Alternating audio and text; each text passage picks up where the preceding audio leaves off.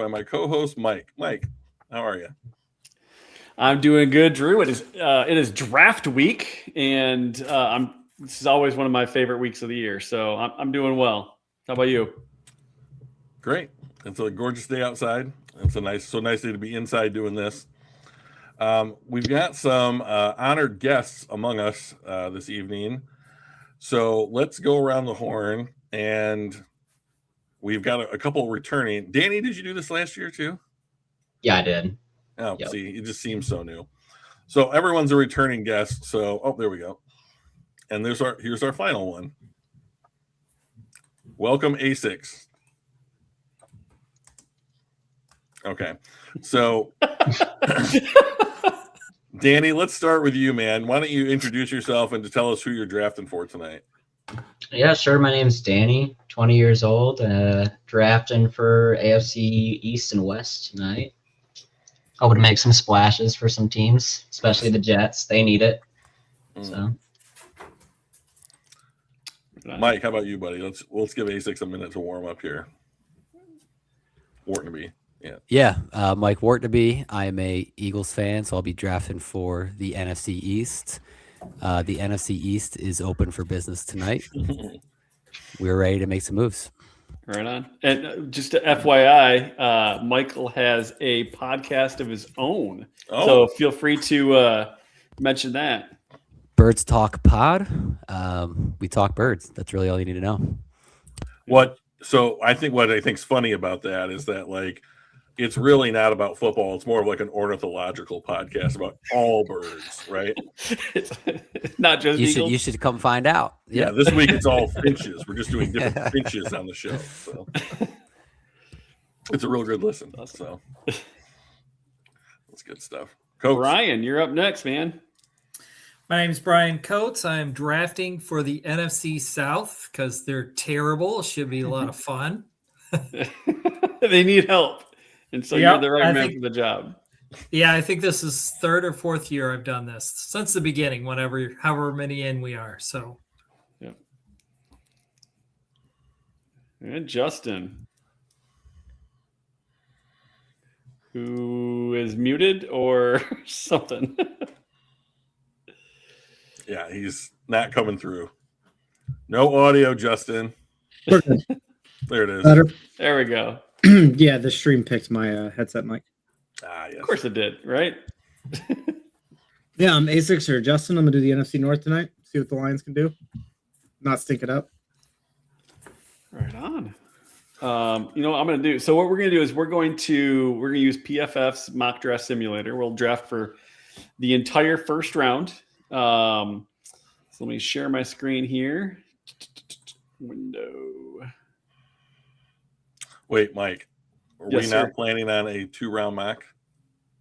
We can do 2 rounds. I was brutally ripped apart by the guests on this show 2 years ago for taking 45 minutes to get through the first round. And then last year we expanded it to 2 so that I would not be, quote unquote, viciously ripped apart.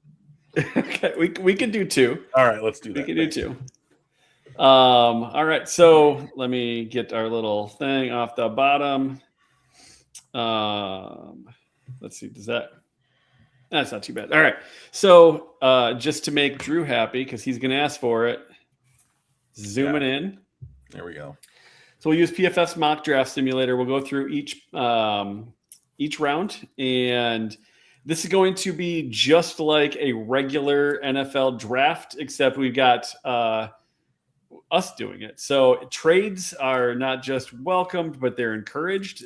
Most first rounds tend to have between 4 and 6 trades on the first round of the draft on Thursdays.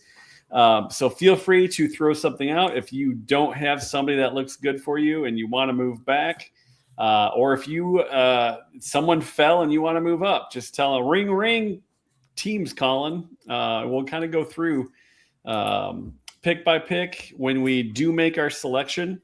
Just spend a moment. It doesn't have to be a 5-minute monologue, but kind of talk about why you picked that person, what he brings to the team, that kind of stuff. So I think that's kind of the gist of what we're trying to do here. So we will move that to 2.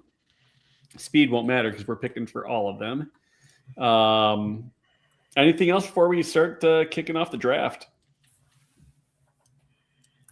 All right, let's enter the draft. Big D has the Raiders. You are officially on the clock. All right. We won't spend too much time on this. I'll just take Fernando Mendoza, our quarterback for the future. I like it. I like how Danny is not rocking the boat. Yeah. on the- You weren't open for business on that one? Nah. Oh, hang on though. Speaking of open for business, Yeah. so there's a lot of like draft experts who are doing similar like themed mocks now, like the month up to the draft. So Danny, let me ask you this: this was the Mina Kimes offer for Arizona to move up to number 1. So Arizona would trade number 3, I think whatever there's a pick at the top of the second round is, and next year's 1 and 2 to move up to 1. So if you had done that, if Arizona had called you on the phone and been like, we'll give you 3, our second round pick this year and our 1 and a 2 next year to move up 2 spots, would you have taken that trade? So from the Cardinals, it'd be 34 and then 2027 first and second. Yeah. Plus, you just dropped down to number 3 overall for the Raiders. Oh, so I'd get 1 and 2 this year and next year. Correct. I mean, you do have Kirk Cousins. You just signed to a $172 million contract. His agent is amazing, I will say. Like if I'm an NFL player, I'm getting that agent. But yeah, I'd probably do that. Move down to 3. It's a lot of points gained. Yeah, so what I thought was interesting is that no one took the deal of all like the guests that she would pose that trade to. No one took that offer. And I'm sitting here thinking like, well, 2027 is looking pretty good. Yeah, I don't know what the QB class looks like, but I mean, if there's someone great, like you can use what you got to move up and get them. Or even if you want someone like a Jeremiah Smith, you can move up and get him. Yeah. So anyways, good pick. Thank you. And then I'm next again. So, I mean, once again, not going to rock the boat. I'll take Arval Reese. I mean, I think the Jets have already put out on Twitter how much they love him. So So the Yeah. second overall pick is going to be a linebacker. he's more versatile than that. Plays both edge and linebacker. He's more of a TJ Watt type. I was going to say, is he more like a Micah Parsons where he was a linebacker, but he really is just a balls to the wall edge rusher? It's more like he can play edge and he can also play off. So it's like good if you want to like disguise, something like that. Okay. All right. So the Cardinals do not have a real quarterback at this point. So quarterback is one of the big needs. Tackle is a big need. I am open for business. I would like a quarterback, but I don't think there's really anybody on the quarterback side of things that's, I mean, outside of Mendoza, right? And obviously he didn't fall to 3. So I would be willing to trade back if somebody is looking to grab, one of these really high-end dudes that they don't know if it's going to fall to them. So number 3 is open for business.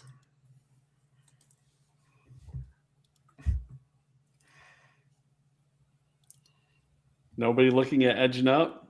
I can't tell if Brian's screen is frozen or if he's just. Oh no, he is moving. Okay, I was both terrified for his screen and his personal health there for a second. So it looks like you're going to be sticking and picking, Mike. All right, sticking and picking. I can do that. So,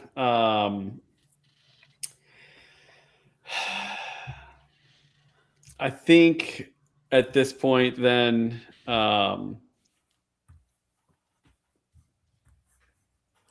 think we need to go with, I don't even know how to pronounce it. Is that Mayagoa? Mawignoa. There's a Mawignoa. silent N that doesn't appear in his name at all that is pronounced. So Gotcha. All right. We need to shore up our offensive line for when we do finally get a franchise quarterback, and kind of do what the Lions did, right? Where you shore up the offensive line, and then we're like, okay, let's go with the quarterback. So that's what I go with. So we're gonna take. Lions got their quarterback first. Well, I was more thinking. Well, that's true. I guess it wasn't the Lions that did that. Who was it that just did that recently? Was it Chicago that worked toward their offensive line before they took Caleb? it's not really. No, they just fixed that last offseason. They drafted Caleb, and then the next season they brought in they traded for Thuney, and they signed Dahlman, who then retired a year in. They got Jonah too. Oh yeah. Yeah, that's true. Yeah. Anyway, maybe that's what we thought they should have done, is build up the line before getting a QB. So few teams. So I know that there are people out there that say that there's no right or wrong. That there's no right way to build or there's only one way to build a roster. But I am telling you, if you are in need of a quarterback, the first thing that I think that teams, quote unquote, have to do is go out and build an offensive line. We have too many stories like David Carr, where you draft a rookie quarterback, stick him behind just an ad hoc unit, and then they just get destroyed over the first 3 or 4 years of their career. I don't understand it. You gotta build the car before you put the engine in it. So The Bengals disagree. yeah, I know, and that's one of the things. It's one of the reasons I cannot stand them. Yeah. Anyways, okay. Rant paused. So I'm sure we'll get to for example, I'm on the clock now with the Titans, and all I have heard from the quote unquote talking heads this week is that get Jeremiah Love, let Jeremiah Love help Cam Ward. No, that's not helping Cam Ward. That's taking the ball out of Cam Ward's hands. That's if you want your good young rookie contract quarterback to have the impact that you need on this team, you don't take the ball out of his hands. I can understand adding a playmaker like a Jeremiah Love if their line was set, but their line's not set. They have maybe 1 or 2 positions on that line really locked down. So unless I'm offered something to consider, I'm going to take what? I have an offer. Oh, interesting. The Chiefs are looking to move up from 9. Oh, all right. What am I bid here? Number 109 and also number 210. So that seems 9 wildly less those? that seems wildly undervalued, Danny. That's I'd be willing are you to- including number 9 as well, Danny? Yes. Okay. oh, that's way better. Okay, Yeah. thanks. So let's see. All right, I'm gonna zoom out just a touch. So, trade with who is? Chiefs. So the Chiefs would give up 9. So for 4, they'd give up 9, and you said 109 and 210. Yes.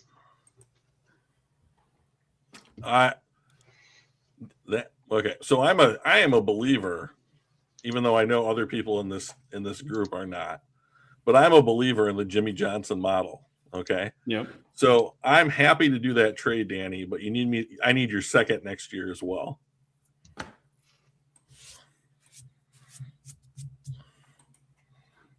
I got a team to That could work. Yeah, That okay. could work. All right. So to confirm, the Titans will give up number 4 to the Chiefs. And the Chiefs are going to give up number 9, 109, and 210 this year, and next year's second round. That's correct. So I'm going to force this Yeah, trade. just force the 'cause- trade. Why the force trade? Excellent. The Chiefs are on the clock. All right. With that, we are going to take David Bailey out of Texas Tech. Pair him up with George Karlaftis. Give them some young youth on the defensive line. Nice. Nice. I'm super interested to see what Mike is going to do with both Giants picks because I have an idea of what I'd like to do, and I just want to see if he's just going to be like, well, we're going to take a punter because There's a lot of options here. Anybody want to move up? do I? I did hear that Odell Beckham Jr. was seen at the practice facility for the Giants today. Was he begging outside of it? Is that why he was seen? Probably. New water boy. Yeah. Hmm. I think you're stuck 5 and picking. 10. Mike. I Yeah. know. I'm just seeing if anybody wants to Move around a make little a bit. call here. Hmm. Well, the easy thing for prepping for the Giants, the Commanders, the Cowboys is they all need a lot of help. So you can't go wrong with a position here or one of these picks. I think they will avoid and not get tempted by Jeremiah Love. I don't think we're going to do that, and I don't think the Giants Yeah, should. they made that mistake once with Saquon Barkley. Look at where that got them. That's right. They need a lot of help on defense. Could use a number 2 receiver. I think the Giants are going to go with Sonny Styles. Safe pick here at linebacker. That's my prospect crush in this draft. Like Hold on, you like a linebacker? I just love. I know. And Like- And a OSU. Buckeye. And he's I- a Buckeye, yeah. First of all, it's not the only OSU player in this draft that I'm just super infatuated with. Like they are just fucking stacked. But like, oh, just an absolutely awful institution. But but Sonny Styles, man, that if for one gleaming minute there, like right before the combine, I was like pairing him with Jack Campbell would be something that I would be just all about for the next 5 years in Detroit. So, but now Wharton ruined it. You ruined it. It'd be some 2000s era Ravens esque. Oh man, you're just speaking my language. Ed Reed back there. Yeah. All right, the Browns. Yeah, Unfortunately, factory of we sadness. did- We're on the clock. Time to end the sadness. So Quarterback. first of all, this is the worst spot in the whole first round for any team is right now. But I do want to say, just to anybody out there who was thinking about like improving their team like greatly, both Jeremiah Love and Caleb Downs are still on the board, and many a great player are available if you guys had any inclination of coming up and getting them. Anybody? Hey, Coates, what about you, bud? You want to come up to 6?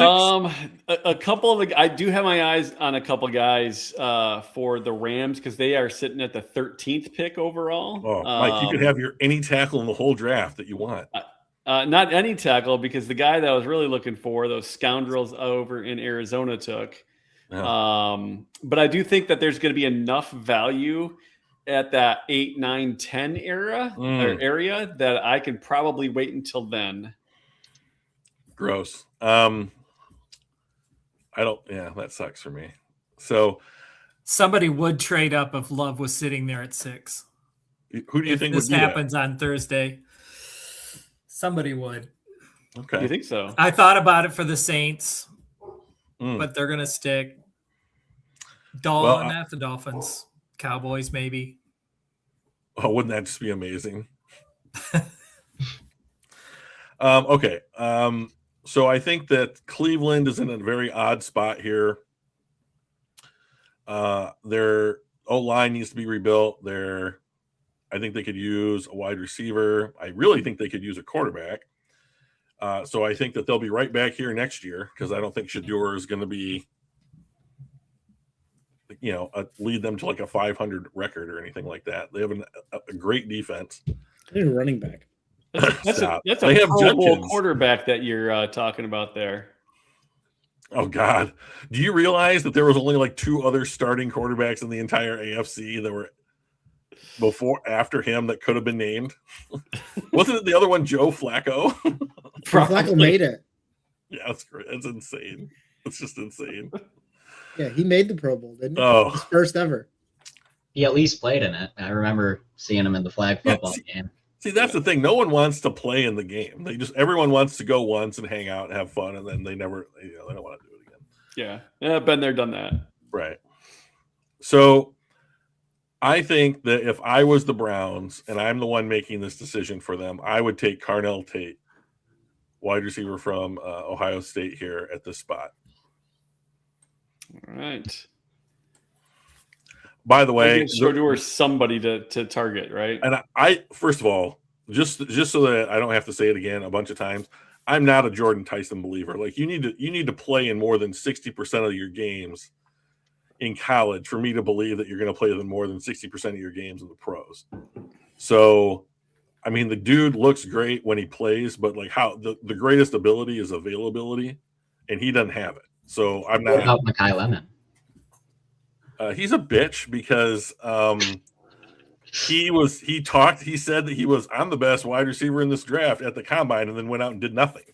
He did nothing at the combine. And like, I'm sorry, I'm still the dude that's just like, I don't care that you've locked up your draft position. I do kind of want you to go out and compete because you're a football player and we're going to be playing football and football things. And don't tell me that you're like the ultimate competitor and then just like stand around in like your combine sweatshirt or whatever, just not paying attention to what's going on around you, which is what he did at the combine. So like, I think that he's a fantastic football player. It's just not worth being on the Cleveland Browns. So it might fit the organizational culture though. yeah. So All right, Washington, the Commanders. Caleb Downs, safety. Boy, you didn't even consider my trade. You just blew it off. oh, look Yeah. at this. We got private chats going on. This is excellent. It was a good offer, but I like that Caleb pick. Downs. I think dropping a little, that was a little too far to drop for them. I think they're going to get I think this would be huge for them to get a playmaker like this on defense.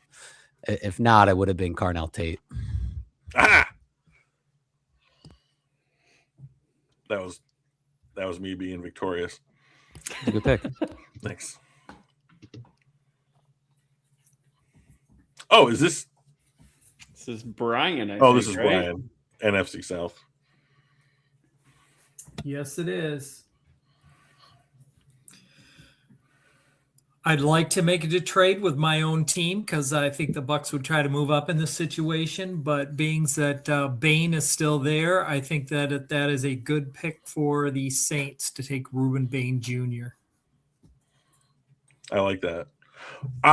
Since we've got A6 and Wharton to be here as well, like, can you guys weigh in on the quote unquote short arms of Reuben Bain and like how you think about it? Because when I look at that guy, I see a dude that went out and wrecked like excellent college football teams all year. And I have no idea why he should be quote unquote sliding in the draft because he has, some of the shortest arms for a defensive end that we've ever seen. How do you guys feel about that? Didn't JJ Watt have short arms? Maybe. I mean, Yeah, it's minor. I don't know. yeah. Not that Well, big of a deal I have for me. seen some players where they talked about their short arms and then it ended up being a big problem for them. But it seems like that's usually more of a linebacker thing. Okay. That's why Rodrigo was so late, was because he has tiny arms. Little T-Rexing out there. Mm-hmm. That's good. Yeah, my arms are too short and my head is too big. We know, Mike. Okay, I guess the Tennessee Titans are back on the clock here. We are open for business. If anybody has a player that they might still find to be a blue chipper that they think can really add to their team, help out a young quarterback. Danny, trade up. Good stick. Okay. I've already traded up with you. we'll do it again. That's why I went back to you. So, I think Jeremiah Love wants to be called right now. well, You. I'm having a hard time not justifying it at this point, which is disgusting. But That'd be a steal for them, but I can't bring myself to do it. I just can't bring myself to do it. I want you to take Top all running back in top linebackers, 10. Hey, running shut backs. up. Sonny Styles is nothing like Jeremiah Love. He's way I better. heard CJ What a tight Allen's end. available. No, hey, that's mean. Sadiq's right there if you'd rather take a tight end. Okay, all right. All right, I'll cave to peer pressure since I don't care about Tennessee at all. But I think that you could make a case like, hey, all right, if we traded down 5 spots and he's widely considered to be one of the like blue chip. I don't understand how people can think that he's the best football player in this draft. He has one of the greatest college football runs I've ever seen 2 years ago in the playoff. But and he's excellent at every aspect of playing the position. I just don't think that you take a guy like this if you're not something like a top half of the NFL offensive line. I watched what happened to Ashton Jeanty last year, and I know it's not that bad, but at the same time, I'm just like, he's dependent upon a good offensive line for a lot of his production. So the Titans will take Jeremiah Love here and just exile him to football non-relevance. All right.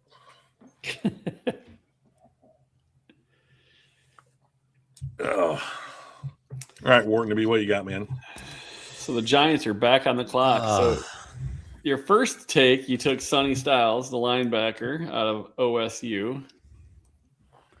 A few picks later, sitting there at 10. Yeah, I don't think they're going to take a tackle here. I think they want to stick with their tackles. I think they brought back the Illuminor and they have Andrew Thomas. I think they're going to try to get a playmaker on offense, and they're going to take the wideout Tyson from ASU. They might potentially have 2 very injury-prone wide receivers on the field at the same time. That sounds like a Detroit Lions process. Yeah, can't you just see Joe Sheen being like, you know what? I've always wanted to try what the Lions did back in like the early 2000s. You know, like. But if they're both healthy, they could be very, very dangerous on the outside. Sure. So, Danny, you've got Yep. the AFC East with the Dolphins. Are you willing to move back a couple spots to 13? Down to 13. Yeah, for sure. Dolphins need as many picks as we can get. So let's talk 13, and so 13 for and 11. Let's go 13 and 232.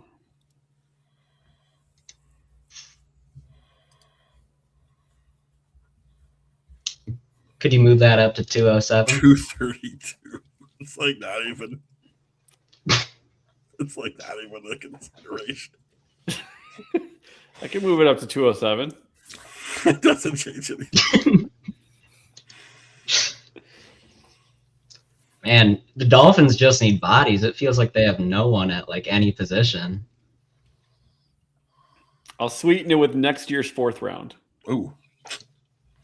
Ooh. I think that'll work. All right. So the Rams will get 11, and the Dolphins will drop back 2 spots to 13, get 207 this year and next year's 4th. Excellent. So one of the things that we would like to do is, so we essentially have, Puka Nacua, who's probably the best wide receiver in the NFL, right up there with JSN and a couple others, right? But dude's a beast. We got Devontae Adams, probably his last season, especially if it's Stafford's last season. We need some more depth at wide receiver. We have no targets after that in the wide receiver room. We got like Tutu Atwell, I think, is still with us. He's gone. I Not what's that? He's on the fence. Is he? Yeah, he think. was. He wasn't particularly great for us anyway. So we need some depth there. We need to have a plan after Devontae. So we're going to go with Malachi Lemon to add to that offense. It's already a juggernaut. I heard Stafford's signing an extension soon. What's that? They said Stafford's close to an extension. Close to an extension, is what you said? Contract extension, yeah. I can see that maybe a 1 year.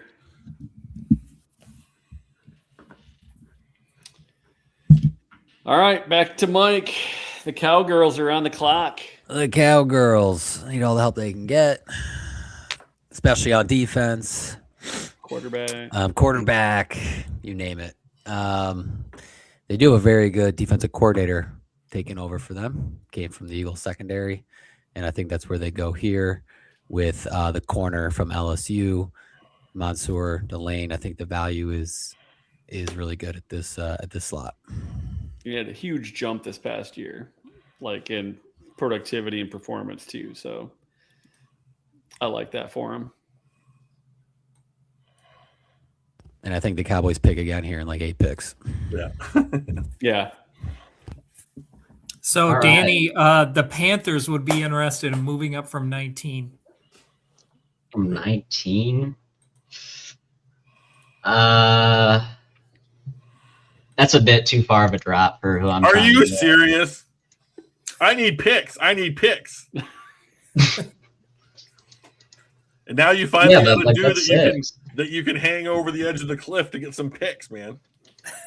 No, but the Dolphins need who I'm about to draft and Dolphins- Jamad McCoy. They if you have someone named Storm Duck in your secondary, something's going wrong. First of all, that's an elite football name. Okay, It is. get on board. Get on board.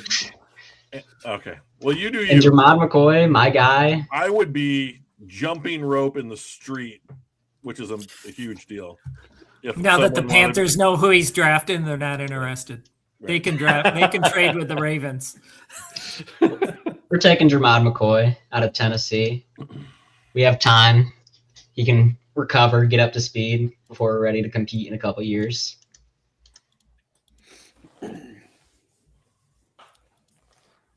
All a right. couple more years. Yeah.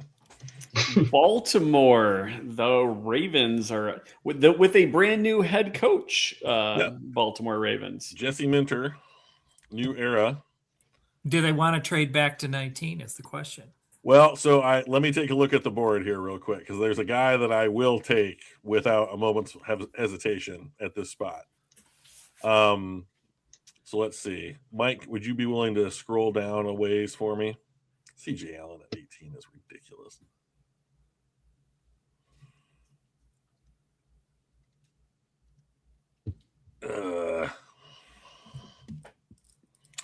Who are you looking for? There's one or two ideas. All right. What's your offer, Brian? If you want to bring it up there, Mike. So you got 14 for Baltimore for from the Panthers. 19 and 83. 19 and 83.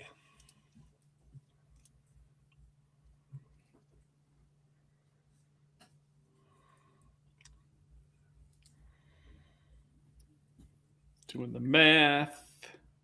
Carry the 1.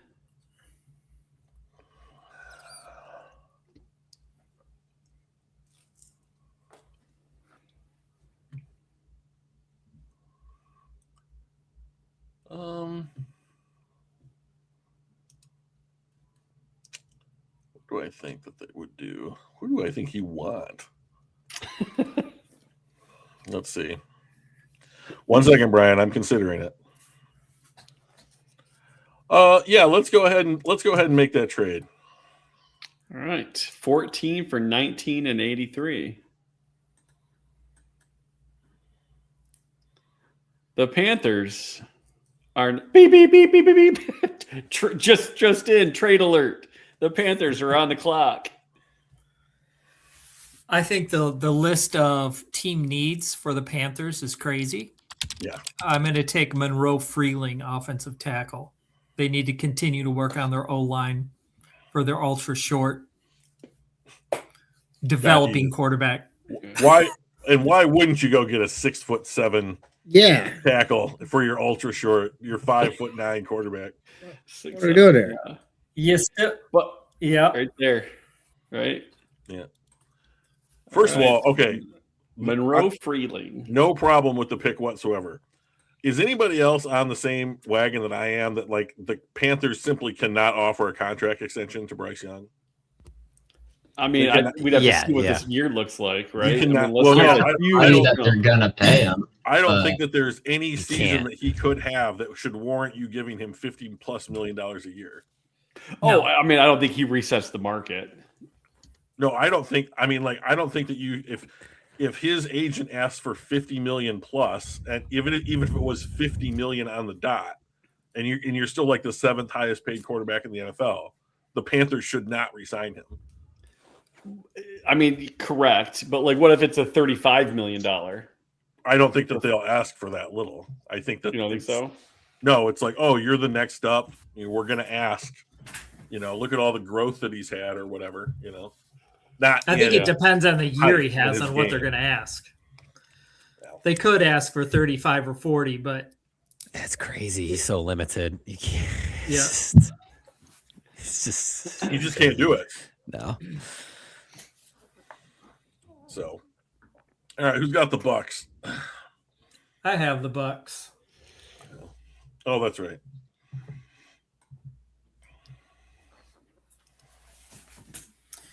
And it has tight end there, but they re-signed K. Dotton, so I'm not sure why it has tight end there. Maybe K. Dotton's not very good. Yeah.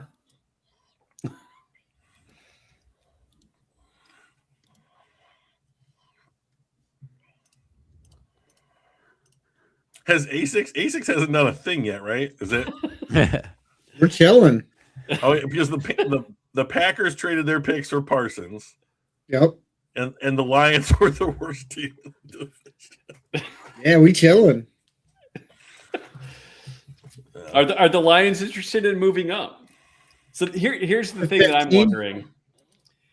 With Kenyon Sadiq out there, is it something where now, granted, the Jets and the Bucks aren't screaming out tight end. The Bucks may, but is this one of those opportunities to go, you know what? If we could get a first-round pick for Laporta, There's no way. or a pair of second-round picks for Laporta, like I don't know, whatever the Hawkinson deal was, right? Something similar to that. So we're gonna trade away Sam Laporta in hopes that maybe we could draft Sam Laporta around earlier. That's what we did last time. It worked out really well because we didn't have to pay Hawkinson. No, Hawkinson. Sam Laporta was better than TJ Hawkinson, and we got him later. If you, I mean, But is Hawk played really 60% of Laporta better than 100% of Sadiq? He hasn't played 60% of the games the last 2 years, if that. well. And he's going to want a Laporta? bunch of money. I ain't drafting another first round tight end. You guys are crazy. You lost your fucking mind. Do you remember the last? Do you want me to start naming them? No, we know him. We know. Oh, him. okay. I do too. And I'm certainly not. Well, so the thing is, I like Sam Laporta. I think he's a great addition to the team, or what have you. He hurt his neck, so I'm worried about that, like moving forward. And like if I think about that 23 class, the dudes that I want to re-sign in order are Gibbs, Campbell, Branch, and then Laporta.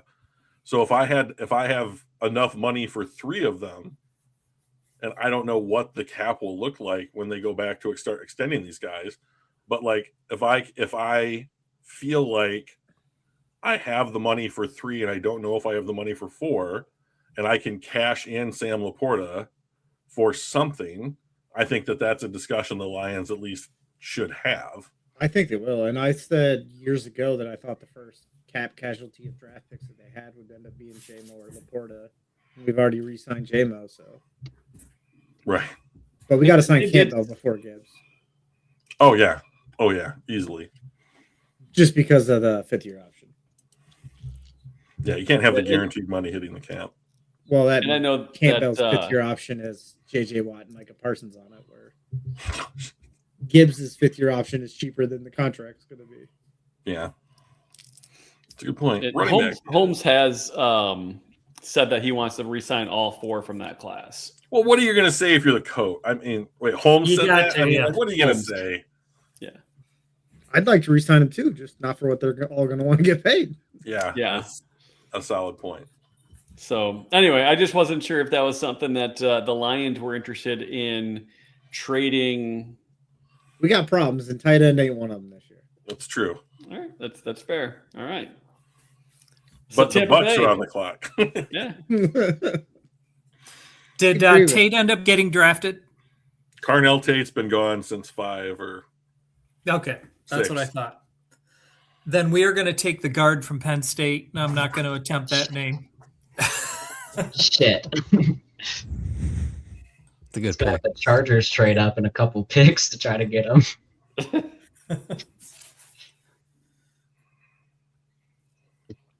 Who's the Jets quarterback right now? I don't know. I don't think I want to know. 'cause Isn't they it trade- back to Geno Smith? Yeah, it is Smith. Is it actually? Oh my Again? god. Yes. Come full circle. I'll look it up. Did they trade for him then? Because No, a couple years. They signed him. They re-signed him or signed him. The Raiders signed him 3 years last offseason. So they had to have. I think. Well, I think they cut him. Yeah, they cut Did him. they? Oh, okay. Wow, that's defeating. As You're not even good enough for the Raiders. No, Gino. Wait, I mean, if I'm a Jets fan, that's defeating. They're going to have a high. I know the pick next Jets. year. I know the Jets like Omar Cooper Jr. because I don't know who in their building, but they decided to post like 4 mock drafts on Twitter, and all of them had him picking Omar Cooper Jr. at this pick. But there are bigger problems on the Jets, and If you name a position, Yeah. I feel like it's a problem for the Jets. we're gonna go ahead and take Dylan out of Oregon. Brady Cook, Geno Smith, and Bailey Zappi. see, they got that locked down. 3 guys. Yeah. Who did you say they were going to take? We'll take Dylan out of Oregon, right at the top, safety. Yanneman. All right. Sure.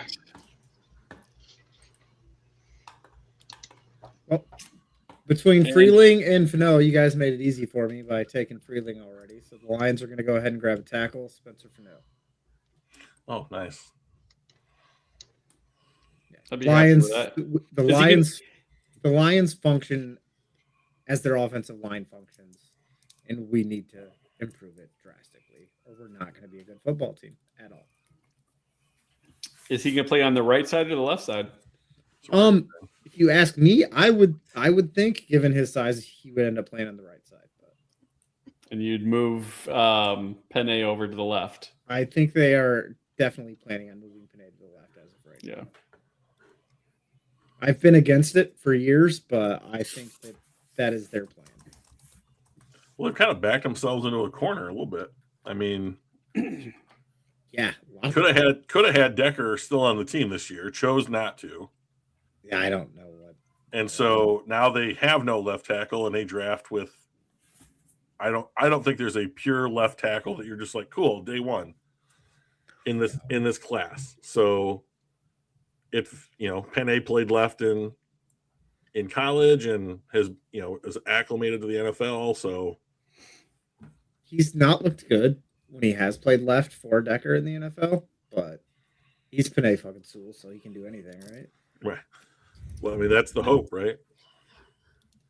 So Joseph in chat says, seems like the defense was more of a problem. It's because it was. That's because the defense is terrible, but we can win with a terrible defense. We've proven that. We can't win without an offensive line. I don't know. They were the 5th highest scoring offense last year and had the 6th most efficient passing attack. But we didn't win. Well, I mean, sure, but I mean, like, Our defense was absolutely abysmal. if you told me, hey, you can be the 5th highest scoring offense in the NFL this upcoming season with the offensive line that you had last year, I'd be like, sign me up. Yeah, Yeah. but we're also losing Decker, right? So Well, we're losing a piece. we've of gotten that offensive worse. line. I mean, we have And Jared hopefully- Goff. I mean, we're going to be fine. It doesn't matter what Yeah. we have.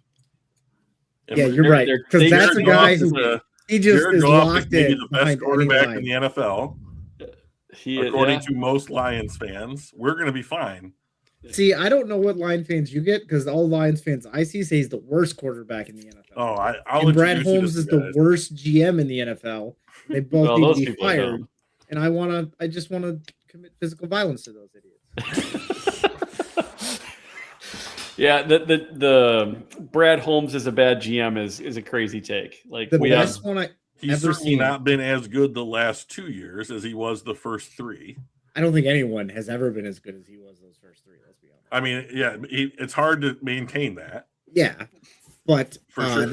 they brought up his pick rate, and they had all of the picks, including day 3s and all that. And they were like, because his success rate of Pro Bowlers is like just above 50%, Right? that means he's below average as a GM. And I was like, I don't think you understand. I don't know what that doesn't make any sense, but That's usually a block and move on. Yeah, it's just Twitter. Darnold just showed you that Goff can win.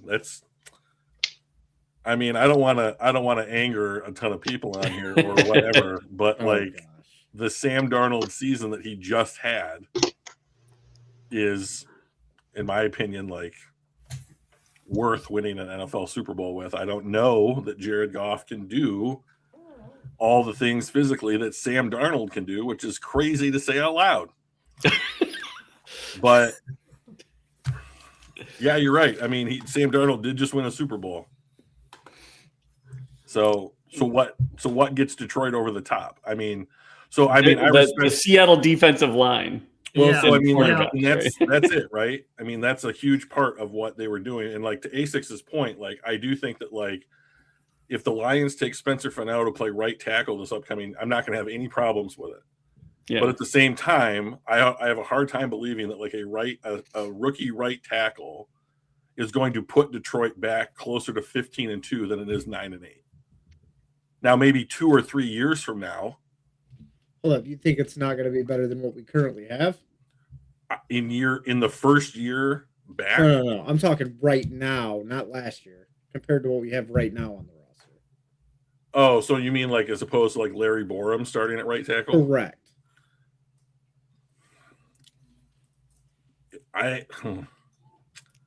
The guy that they put in the Aiden Hutchinson rule for. I mean, I would have a hard time saying that. Like, I certainly would prefer Fano to start over Borum on the team. I don't know what the actual like results of it are going to be. First of all, I mean, like I agree with A6 that in the sense that like I think that the general overall impression of the Detroit Lions is as the offensive line goes, so goes the team. Yeah. But like, and Jahmyr Gibbs is great. And like, I'll say for the 1,000th time, I like Jahmyr Gibbs. He's an excellent running back, but he is not a down and distance, put you in a favorable 2nd and 7, 3rd and 4 type of offense that like Jared Goff thrived in. He is a home run hitter. He is an electric weapon. I almost think that he's better as like a pass catcher than he is necessarily as a running back if you're just going to run him straight through the tackles. So I'm curious, like if the Lions end up going this exact route, find a right tackle, play him as a rookie, we're going to see what this next year is going to be. If they do not have the kind of down and distance offense, chain moving kind of offense that they thrived in under like the 2nd and 3rd year of the regime, is it going to what's the next step? Because I think we're going to end up getting back to you need to go and invest in that like defensive impact players in order for Detroit to quote unquote get over the hump. So I will say that I think Detroit's biggest problem on defense has nothing to do with their talent. okay. They've got a It's lot been of talent on injuries. defense. Well, injuries obviously, and then also our scheme and the way we play defense. With the talent we had out there last year, we should be there. We had tons of sacks. Just we don't play good defense. I don't understand that. Oh, we had a first-year defensive coordinator dealing with a bunch of injuries to fairly key positions and players. So Where is that? when you went from having the best safety tandem to both of them are hurt, That did not.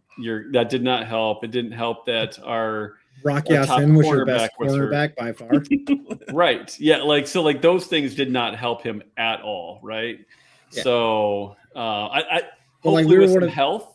Outside of the Texans, we were the only other team to have two guys top 10 in sacks. Like we're getting sacks, but it just Hey, and one of those Not guys adding up. plays for the Bucks now. does. It's fine. We're gonna get Joey Bosa for half the price, so it's fine. Okay. All right, so we've Basics, got you're back on the board. Yeah, I know, Vikings you are guys- on the clock. I get it. I get to pick now. You guys are done making fun of my lines. No, pick? I respect the pick. I'm Yeah, just messing with you. I'd be happy with that. Yeah, I'm happy Those are whenever questions. Mike's happy. So this is gonna work out good. right.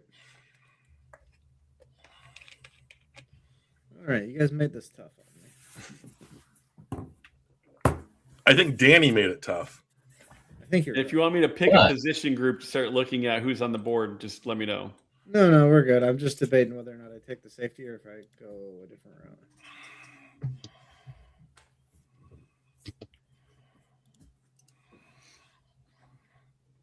Who's the running back for the Vikes this year? It's the same guy. They re-signed him. Okay, Yeah, let's just go with so that's, Emmanuel not, that's McNeil. not a huge need then, right? I mean, he's like 31, but I mean, you can get guys later in this draft. There's not really any top end guys other than Jeremiah Love. We're gonna go with Emmanuel McNeil Warren. Fuck. Toledo secondary. I hear they're pretty good. Sure are. I hear Well, those guys know how to play football. This worked out poorly for me. My first and second options are now off the board. So in this pick, Drew, do you Yes. think they would be thinking really hard about Sadiq, given that Andrews is their best tight end? Well, so considering that they picked up both Lively and Kolar in the 4th round 4 years ago, I don't think that it's something that they're just like, well, we have to invest a No. top end. They could. I mean, I think that they do like ultra athletic playmakers, and so I think Sadiq fits into that bucket. And I wouldn't be surprised if they picked him, but I think that with Jesse Minter being their new head coach, I think that it's going to be a defensive pick. I think he wants that side of my guess is he'll want that side of the ball to be top notch. So unless anybody wants to come up or offer a pick to move up, Mike, can you show me corners?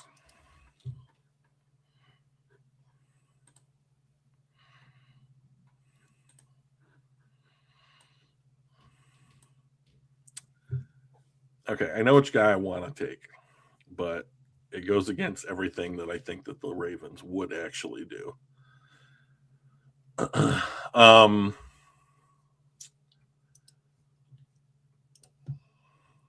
So right now they have Justin Madubuikwe and Travis Jones on their defensive line, and they run a base 3 down man line. So I'm going to take the child of this draft, Keldrick Falk, which I know is not a corner. So sorry, Mike. I'm like, I don't see him. Yeah, he's not on there, from Auburn. And we're going to take the high upside traits player and put him next to some vets and see if we can't actually turn him into a pass rusher at some point in his career. So, All right. Cowgirls. Back on We the were looking clock. at Falk, but we're gonna go with the other Miami guy, Mesador. Oh, I love that guy. I think he's kind of old, but I think he actually led the team in sacks, or maybe the conference in sacks. 92.5 grade. He's 25. He is kind of old for a senior. One of those ninth-year seniors. One of those, yeah. Double COVID years. Let's go in defense for the Cowboys. That seems pretty reasonable.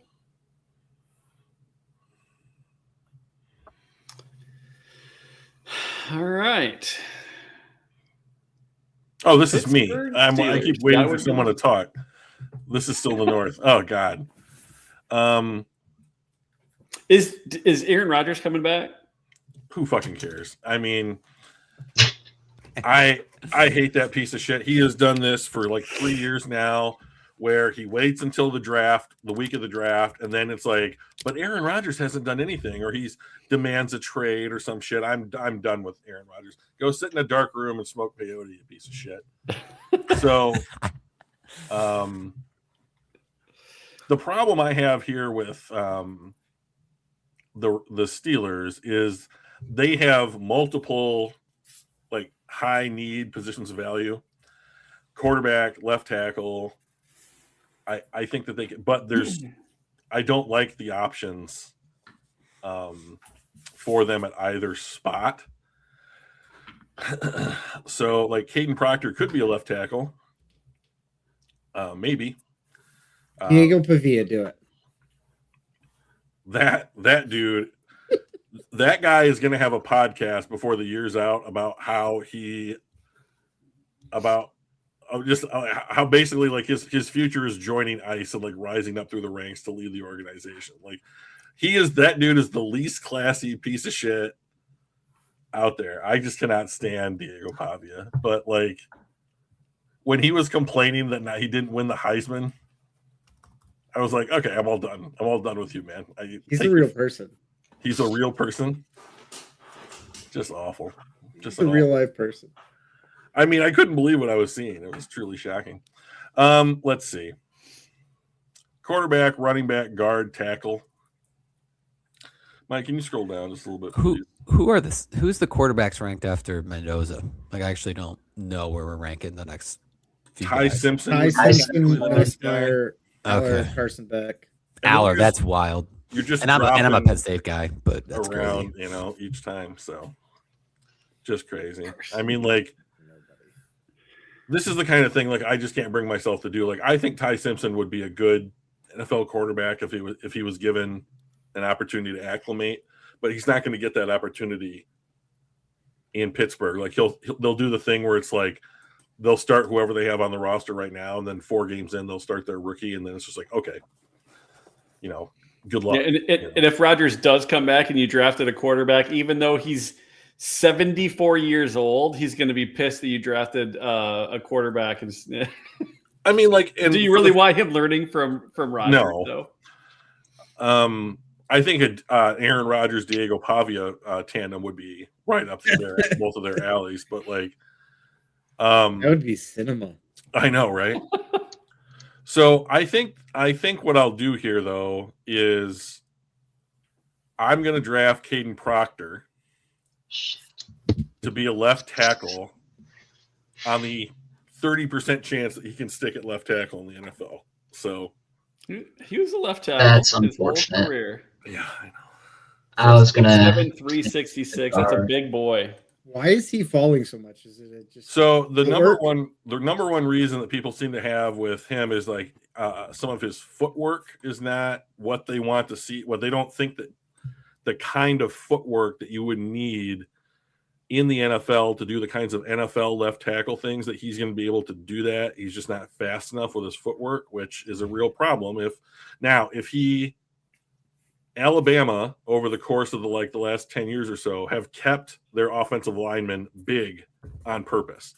Like Chance Warmack, a guard who didn't work out, a couple of years ago, but like when he came into the league, he dropped like 25 pounds almost immediately and was still well over 300, but they just prefer their offensive linemen to be absolute behemoths. So I wouldn't be surprised if Caden Proctor ended up playing at like 340 or 335 once he got into a NFL program.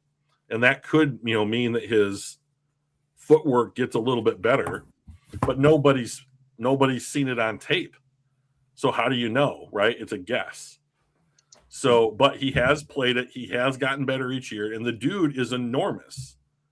So, I mean, like, I'm gonna say that the Steelers think that they can solve the problems that he puts on tape, or at least they're coach him out of those things, right? Coach him up. They're going to coach him out of it.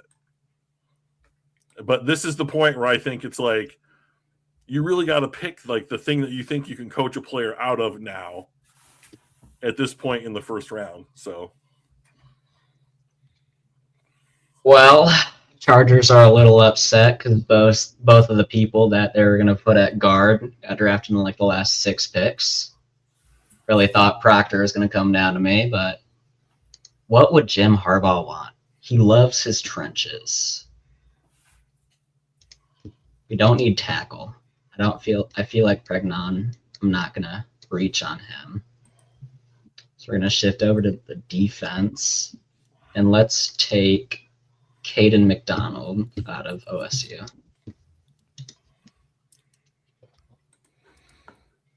this is another Ohio State player that I absolutely love. So, But he fell to the Bears. yeah, I'm happy the Bears didn't get him. I would hate to try and run against this guy for the next 5, 6, 7, however many years. So, oh, here we go. First natural pairing. Or I guess second for Justin. All right, we're gonna go with our guy here. We're gonna build on the offensive line. Big upside guy from Arizona State. Oh, I love Max it. Ionacker. Oh, I don't love know it how to so pronounce much. his last name. But yeah, I think he has huge potential. Eventual replacement to Lane Johnson, who has been contemplating retirement the last few years. There's a chance Lane stays for another 2 years. This guy can maybe slide and play right guard for us. Probably first time in the last 10 to 15 years the Eagles had a bad offensive line in the regular season, and just adds to the depth right away, but also provides that future pick that we really need here at the tackle spot. So excited that he fell here to 23. Yeah, I love this pick. This is an excellent pick.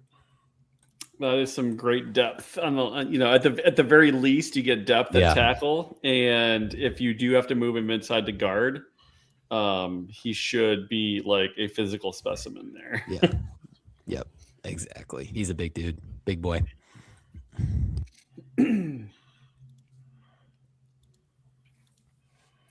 All right, so Cleveland, they went with Carnell Tate at 6. And they are back on the clock. So I think this guy's more of a second round pick by overall talent level, but I need a left tackle in Cleveland, and I'm going to pick Caleb Lomu from Utah.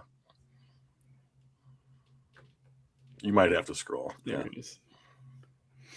So his issue is he's light and he's young.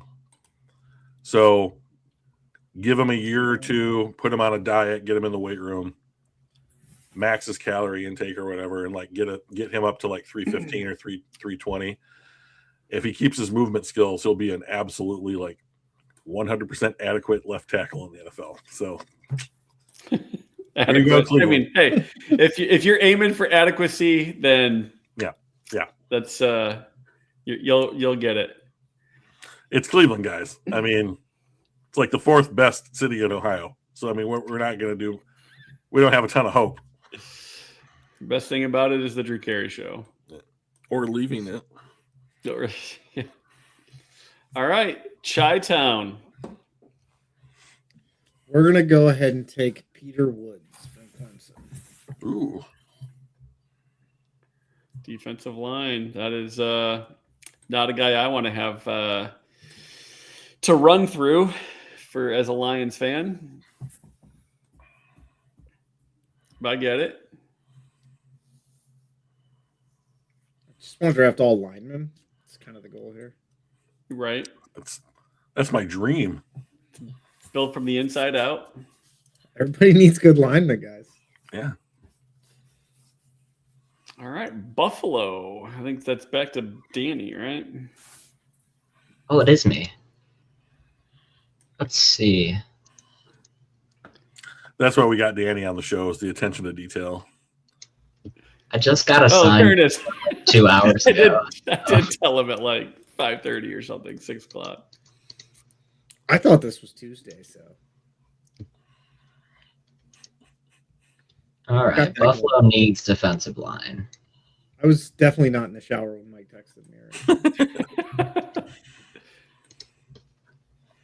We got Caleb Banks. We got Christian Miller. You're at pick 26. Some of these guys might be there. I'll take TJ Parker out of Clemson. Little concerned about Cassius Howell's build. You want to talk about T-Rex arms? I mean, that dude has like 4th percentile length of his arms. It's crazy. I don't know if they're that small. That's It's something really, they're limited. really small. That's something that's Okay. limited to a guy like me. When I coached junior high wrestling, there was not a kid on the junior high team that had shorter arms than me. Quit bragging. So I For don't think the that's a Niners. brag. for the Niners, we need to shore up the offensive line. I know we do have Brock Purdy, the former Mr. Irrelevant, and now as far as the Niner gang is concerned, an elite top 8 quarterback in the NFL. We need to give him a good offensive line. We lost Trent Williams. I think we're going to take Blake Miller because we both need guards and tackles. And if he does not fit in the tackle spot, I think at 315, 6'6", 315, I think he has the ability to slide inside if he can't, if he's not a spot on the outside. Did they just resign Trent Williams like yesterday? I don't Yes. think so. Did Or they? today? Oh, then I did not hear. Okay. Just FYI. I know it's new. It might be brand new news. Yeah, I did not Did, hear did that. they? Yeah. Did they do that? I did can't- not. 50 mil. Okay. Who's on the other side? No idea. I'll look it up. I don't know. Hang on 1 second. Um, McKivitz. Colton McKivitz. Yeah, that guy. never, He's pretty good. Never heard of him. Is he? 84 grade this last year. 6'6", 301 out of West Virginia. Drafted 5 years ago. He was not good for the first 5 years, and he took a 12-point jump this last year, Mike. So I mean, like, if he keeps playing at this level, he's damn near elite. Okay. Well, let me think on that for a second because I was pretty certain I wanted to do that. Looking at my team's PFF stats as a team, we really struggled on our run defense, just defense in general. Our defensive grade was 49.4. Our run defense was 39.6. Sadiq's still sitting there. You get that George Kittle replacement. Yeah, I'd be stunned if the Chiefs didn't try to jump and get him. Yeah. Actually, I mean, Kittle's not going to be ready for the start of the year, right? I would imagine that. This is tough. I was set on that, and then you guys threw me off here with I let- Backs. Yeah. Don't listen with to facts, people. Yeah. Don't listen to people. Yeah, no, keep your own counsel, Mike. Who's their wide receivers other than Mike Evans? Ricky Oh, Purcell. they have that. Ricky Yeah. Pearsall, Demarcus Robinson, Woo! Sky Moore. Went to Western. Western legend. Yeah. Yeah, buddy. So McKivitz. Christian with a decent Hurt. Don't tackle. forget him. Come on, guys. I mean, Omar Cooper Jr. is sitting right there. I don't know. I mean, like, You know what? I think I am still going to take Blake Miller because our guards are not particularly good, and this Who's gives that? them an opportunity to move inside. if we need to, and depth on the outside if we don't. So I'm still going to go Blake Miller. Quick question on PFF. Yeah. Did David Montgomery get arrested? Because it That's what I says that heard. the Texans need a running back. Oh yeah. Well, so PFF technically doesn't exist anymore. So I mean, this is the skin or whatever that they've put on like their consumer side of the page, but like Teamworks or some unit bought them out, and like now they're not PFF anymore. Oh, really? Yeah. Interesting. So like the effectively like they're gonna keep going with this, and we can keep paying for this, and it will probably look the same, but no one knows how it's actually gonna function. And the sale went down like 3 weeks ago. So I mean, they may not even have people updating the. Yeah. I mean, I guess they do because like the Giants have the 10th pick on here, right? But like, how much they're actually going to put effort they're going to put in, I don't know. Their content, yeah. Yeah. So all right. So Houston's on the clock here. I You feel need the like offensive line, the defensive line as well. yes. So I feel like this needs to be an interior defensive lineman. But Would you be open to moving Yes. back into the second round? yeah, You would? yeah. Because the Rams would like to move their Yeah. second round pick, wherever that is here, Very fun. and next year's second round. Okay. So let's see. 61. What's 61? Who's talking? Is that the Rams pick? That's the Rams. Yeah. So Oh, Rams wow. pick number 61. That's a huge move down. Yeah, buddy. That's a full round. I think that's a little more around. Yeah. So the question here is Houston taking this draft off, basically? You got 38. Well, that's true. You have 3/3 if you took that. Mm. Or seconds, my fault. Okay. I pick at 38. Yeah, I'll take a 2 this year and a 2 next year, Mike. All right.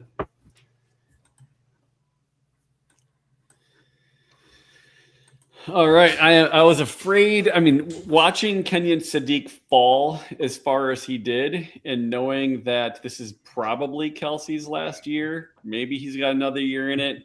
I don't think Sadiq would fall beyond Kansas City, where I have an opportunity to come get him. So we are going to upgrade at the tight end slot from Higbee to Kenyon Sadiq. Ooh, I feel bad for And you. that will be the Rams' 6th tight end on the roster. Yes. For now, yeah. There will be cuts. Well, I was just going to stick and pick with Sadiq because I figured that the Texans were going to draft O-line. So we're going to pivot. Got to remember what I picked up ahead. Oh, yeah, David Bailey. Let's hold up.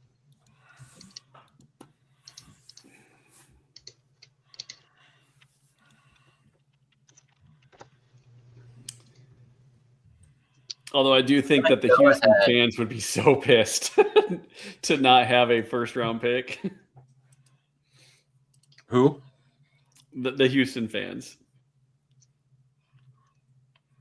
Let's go ahead, and the Chiefs are going to select Emmanuel Pregnon. Really? Yeah.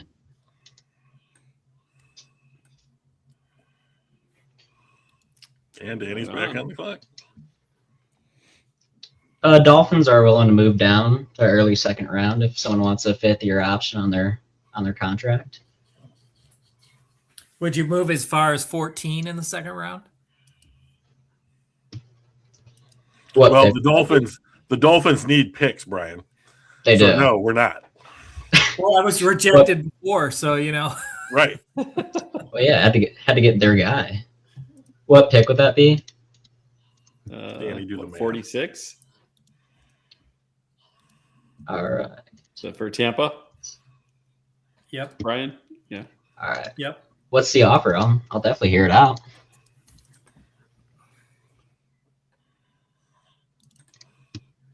It's being crafted. So 46 and 116.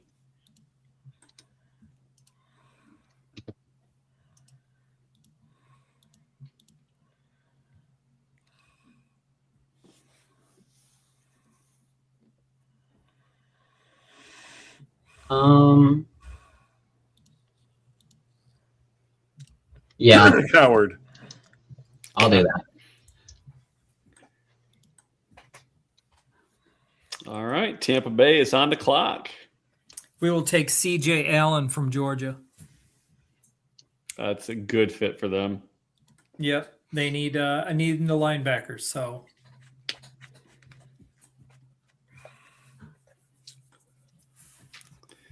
Now the Patriots. That's is that Danny again? Also, Danny. Yeah. Was looking at Omar Cooper Jr. before, but I did hear that there's a potential June 1st AJ Brown trade that they're really close on. I would just count on that happening. Whartonby.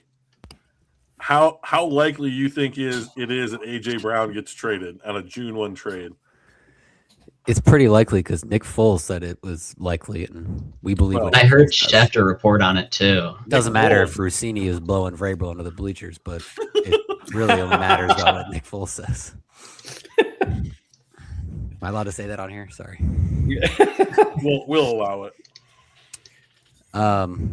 We'll edit it out in post production. Yeah.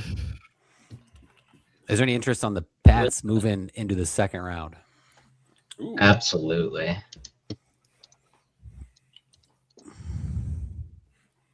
Can we do future picks, future years here? No. Yeah, you Yeah. can go up to. The NFL stipulates you can't trade a pick more than 3 years out, Browns tried to this trade like it too, simulator. but the simulator I think is limited to the current year and one out. So Which team is Where's wanted this coming to? from? Yeah, I mean it'll be a little bit of a slide here, so I'm just feeling you out. Eagles have the 46th, I believe, in the second round. We also have the 68th in the third round from the Jets. 54 is your next one. Sorry, 54. So 31 for 54 and what? And 68.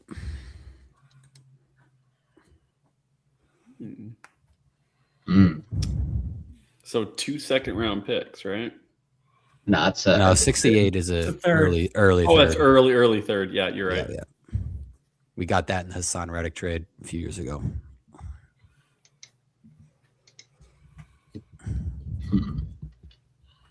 Let me look at the guys who are going to be So there. drop 23 spots, but you get essentially a super duper late second round kind of thing, early third for 23 spots. You know what? I'll do it. That's fine. All right, let's do Not it. loving it right now. So All right, the Eagles are on the clock. Omar Cooper. yeah, what a great fucking pick. That's just so good. That's so good. Yeah. All right, the Seahawks are on the clock. The world champion Seahawks. They went from one bird to another. Mhm. And PFS says, hey, they need a running back, even though they were running back rich. Don't fall for it. And their other running back did leave, but so Cassius Howell is the edge that I'm thinking on here. consistent, 248, 6'2". He fits that Boye Mafe role, I think. Plus, their other guy in Chenu, is that how you say it, is up after this upcoming season. Yeah. And the strength of their team is their defensive line. So just kind of giving the depth and youth to that, I think, is the way that they'll go.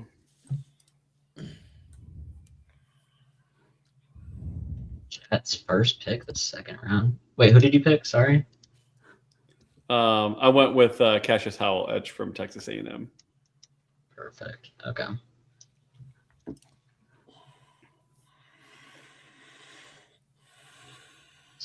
So I picked Arvell Reese in the first, and then I also picked. I'm gonna find it. Arvell Reese and Dylan Thieneman. Right. So we're gonna take some offense, and we are gonna go with Denzel Boston. Yeah, I like him out of Washington. Yeah, that's a good fit there. Is that any relation to? Is that David Boston's son? It's a dumb question. I don't could be. think so, but it's possible because their last names are the same. But that's the end of it. So. Denzel is not David Boss's son. David Boston's probably pretty old now that I think about it. The Arizona Cardinals. What did we do in the first? We got ourselves a tackle. We got our top tackle, which we were really excited about. And so what we're going to do at this point is we are going to go with Ty Simpson, give him a year, and hopefully he can be one of those, surprise guys that, there's always quarterbacks that aren't the number one overall pick that end up doing well, right? So that's going to be Ty this year. How much do you think the Cardinals are going to end up paying Brissett to play another year? Oh, not much. Yeah, They'll guarantee him some money and call it a day. Yeah.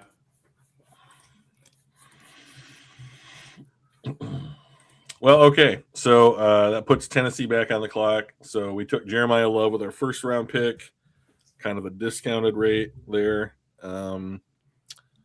And this pick, I'm going to pick edge Zion Young from Missouri. That's a good fit. Yeah.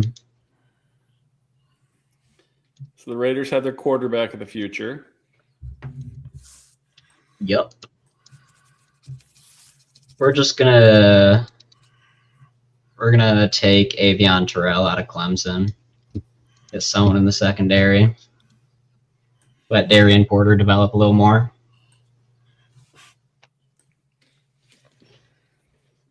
All right, the New York Football Giants. Let's see. We went Styles, then Tyson, I believe the first two. Sonny Styles and Jordan Tyson. Your memory is impeccable, sir. The guard. Go to the guards if you can.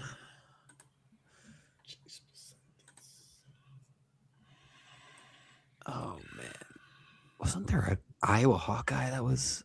Where was he taken? You mean Dunker? Yeah, He's listed as a tackle, I thought he'd play guard. Never but mind. you can make him play wherever you want. You get to choose. You get to be the boss. Yeah, I think let's go Dunker. I know they have need help on the guard, and I think their tackles are just Luminar's okay. I like a lineman from Iowa. You can't go wrong with one of those. Yeah, it looks like Red Moon tight ends. That's right. He's 6'5". He might actually be a dunker. That was terrible, Brian. It was. I'm a dad, you know. You got to throw them out there. These young guys need training. It's true. All right, Houston. Caleb Banks, Florida. I like it. All right, me back on the clock. So we took. Cleveland. I think the Browns need more picks. They should trade down. We took. If I'm offered, we took Carnell But, Tate, and then who did we take at the? How about a 4th rounder to move down 10? We'll see. Hang on one second. Cardinal Tate, Caleb Lomu. Yeah. All right, hang on one second, man. You throw me the offer, and I'm going to take a look at my roster here real quick. So 39. You said you were dropped throwing down a to fourth 49. It'd be 50. It'd be the Lions. Oh, okay. So it'd be 50 and a 4th rounder. Which 4th rounder? We'll do was that 157? There's 128 the 4th. I don't know. I think it's 118 and 128. We'll do 128. So 50 and 128. And what spot are we here in the draft? We're at 38, 39. So moving down 10 spots. Let's see. What do I want here? You want players. Your whole team's No. You're fine. I'm just fucking with you. He'll probably do the trade just because he wants to see what you would do. I do want that. That's correct. I But I bet you can get one of those 200s out of him too. nah. I don't need to. You can get your Yeah, pick. but yeah, Browns runner? I'll do that. A6. You can. All right. 128 and 50 for 39. Yeah. You got it. All right. Let's take Colton All right. Hood. Okay. All right. Okay. So talk about that. Why Hood? Well, because our DBs are awful, and Rock Ya-Sin was our best DB last year, and we really need one. And he's the guy on there that seems to have the physical size and whatnot to play the kind of man defense that the Lions like to play. And one of our cornerbacks is in the Possibly midst gonna of be some arrested. Weird Allegedly. kidnapping and abuse Allegedly. thing. I don't know. Alleged, yes. In your opinion, allegedly. I have no opinion on it whatsoever. Yeah, it just man, our DB was not. I have an good. opinion on it. On what the Terry and Arnold thing, or Oh yeah.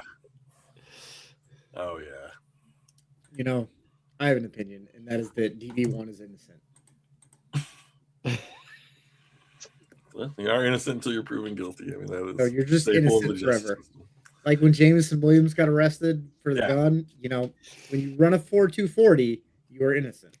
You know what? It is a law.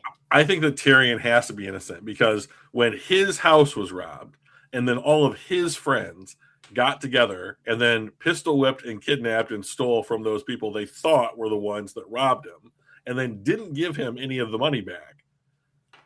I mean, I know I have a group of friends that would do that for me if called I'm taking just not initiative. involved at all, you know, Taking- And he knew not, and didn't tell him about it at all. and didn't tell him about it. I mean, all of Hey, this just plausible points to me- deniability is important in That's situations like this. 100% what's going on here. They're just trying to take initiative to impress their cousin, who is an NFL. Ah, it player. just doesn't make any sense. Oh, it's his girlfriend. No, it's not his girlfriend. Oh, it's his friend who works for him. Oh, it's not his friend who works for him. Okay, like it's just there are too many things. Such a there. It's like mess. if he doesn't know what's going on with that group of people, then they're not. They have nothing to do with him at all his whole life. I mean, it's just ridiculous. He's It's DB1. just ridiculous. That's all I'm saying. Innocent. All right, the Because he's not Chiefs. innocent, we're screwed.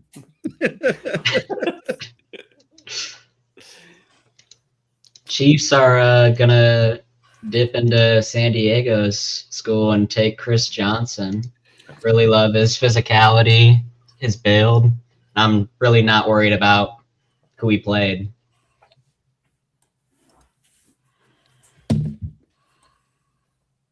All right, now the Bengals get their first pick. Yeah. Let's see here. So, I swear to God, if you don't do a defense, well, I want to look at interior offensive linemen.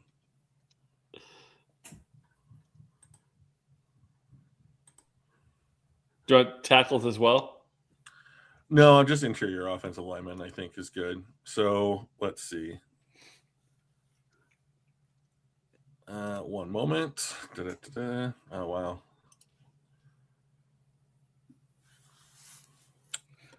Okay, I'm going to take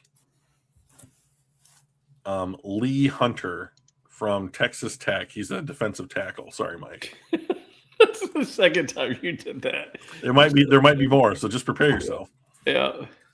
So Lee we just Hunter, traded huh? for Dexter Lawrence. Let's get him a 3-tech that can play next to him that can cause pressure. So All right. I like. Joe Burrow, I'm sure likes. the Saints.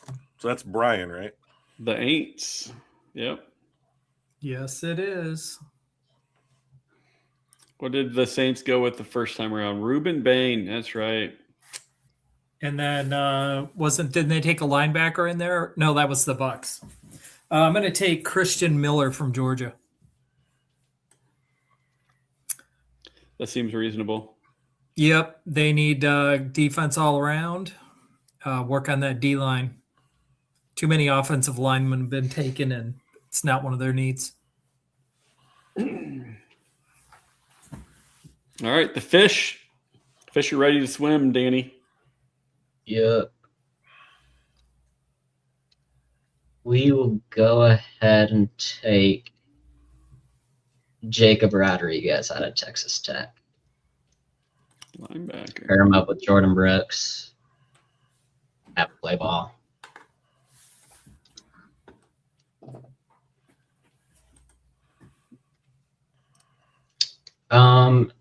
Jets. I'm right back up.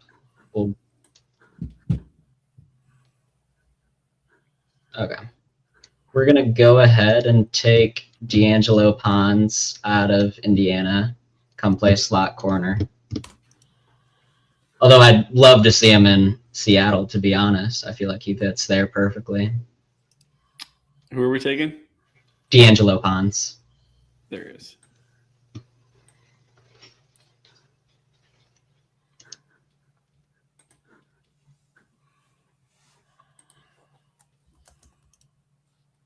So Baltimore's on the clock. Sorry about that. So I didn't get Vega Ioane in round 1. So I think that I'll take Chase Besantis here from Texas A&M. All right.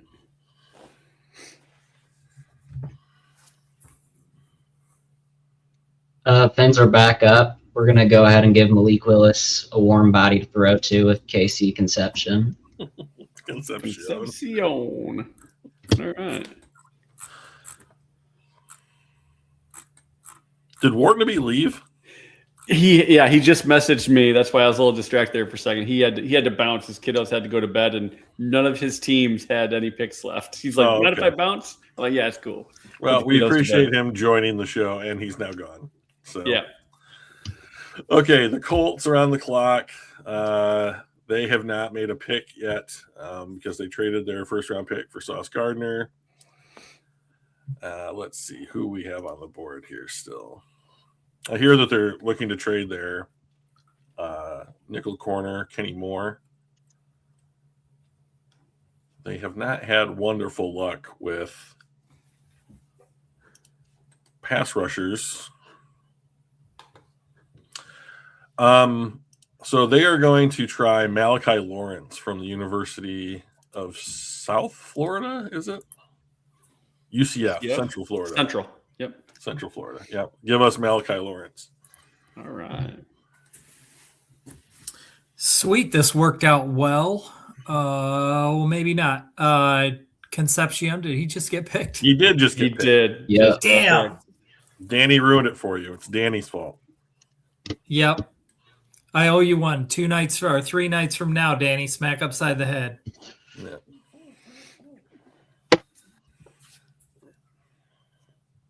I mean, you still have Chris Bell and you got Jeremy Bernard still. By the way, that's pronounced Jeremy, Oh no, it's Jeremy. There's no Nope. before between but the it's R and the pronounced E. Jeremy. So it's Jeremy. Yes. All right. Jeremy. All right. So you got Chris Bell and probably not the Chris Bell that we know because he's my age. It's But- a good bet, Mike. Yeah. And probably not him. So you got a couple wide receivers there. Can you bring up the cornerbacks? Quarterback or cornerback? Corner. Ugh. Stop it. There we go. There we are.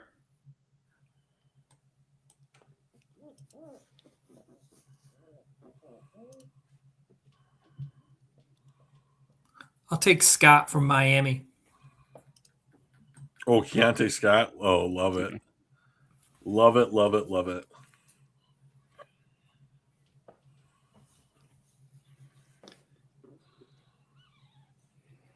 All right, Justin. All right. Got our Vikings on the clock. Let's go ahead and make Drew proud. That's all. I- Draft, That's draft a running back. No. Yeah, let's take another guy to Notre Dame. Yeah, Jadarian Darian Price. Price. he's really good. He's really, really good. He's got a 118.6 elusive rating, which I There you didn't know go. was a thing. But actually, the yards after contact's pretty damn good too. He big. Mhm. All right, Jadarian Price going to the Vikes as a backup running back. So Depth guy. Yeah. Cleveland's back on the clock. We've taken Carnell Tate and Caleb Lomu here. I would love to just get them some value on the board. Let's see. Why don't you give me R. Mason Thomas from Oklahoma as just a designated pass rusher? Is that because Myles Garrett's just not good enough, or No, it's because because Myles Garrett has so much gravity, like so much attention paid to him, that if I can get anybody else in any situation, any sub package that can thrive off of like the attention and like game plan wrecking shit that Myles Garrett can do, right? then great. Why not? Might as well take Okay. a second round pass rusher here that has some upside when I have the best look at me player in the NFL. So Yeah, their defensive line is going to be bonkers. I know it's going to be great. Carolina. Can you bring up the defensive tackles?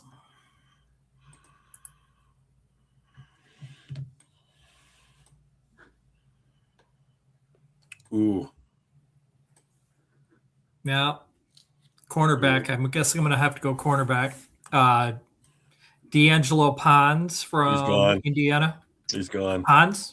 Damn. Yeah, that was Danny again, wasn't it? Abney. I'll take Abney.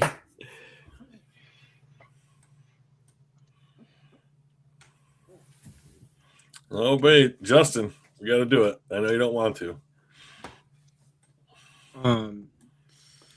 Punter? Punter. We should have gotten Annie Agar on here. She's a big, Packers Yeah, fan. Annie Agar had nothing better to do tonight, so she decided to join our podcast, right? You're not That wrong. would have been awesome. Let's just take That's great. Sissy. He's fallen kind of far here at this point. Yeah. All right, Schittsburg's on the clock. So Proctor, we took Caleb Proctor in the first round, and let's see, it says running back, guard, tackle, and quarterback, and Ty Simpson has been drafted. Yes. Yeah, Okay. Let's see. this is Arizona. snagging him. That makes sense. Guard tackle. Scroll down a little, Mike. Yes, sir.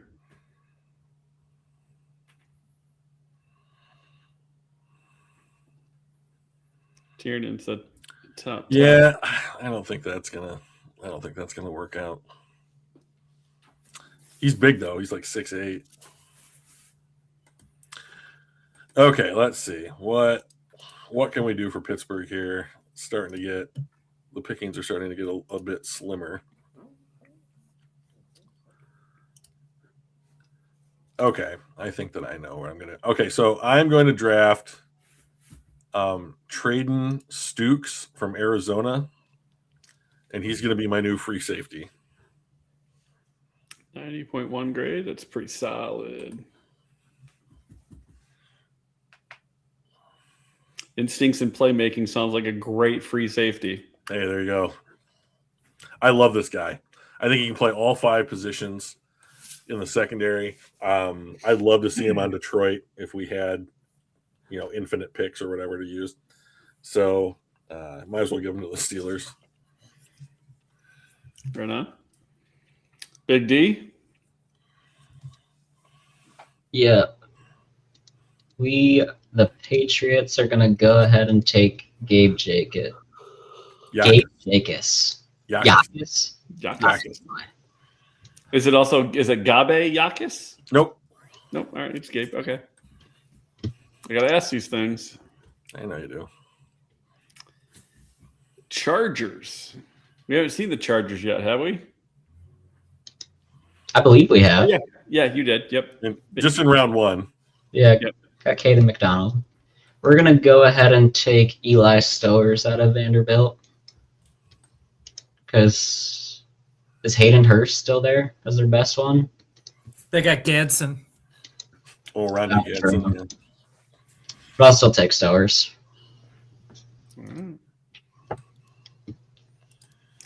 The Jaguars. All right, so we're going to move Travis Hunter to a cornerback full time. We made that announcement this week. So Brian Thomas Jr. kind of fell off there a little bit. Hunter's now on the other side, which leaves Jacoby Myers as our number 1 receiving threat. So let's take a look at some wide receivers here.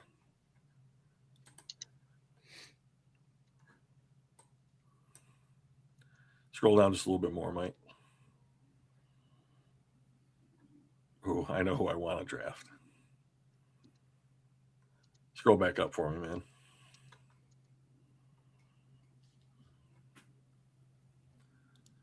Yeah, I'm going to take Elijah Surratt from Indiana here, I think.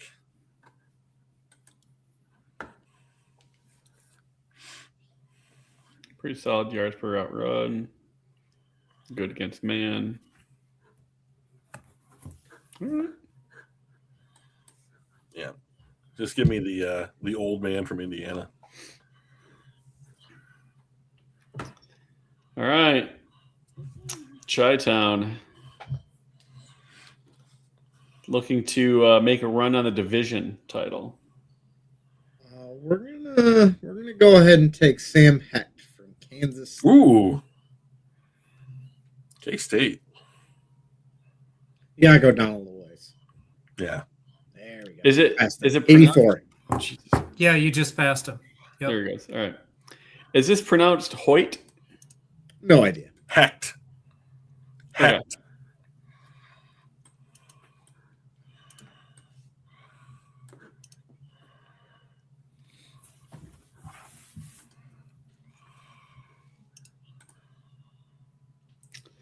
Who's got the Niners?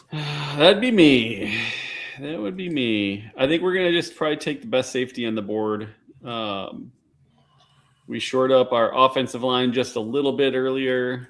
We need to split our attention with the defense, and I think the best player available on the defensive side of the ball is going to be Halsey.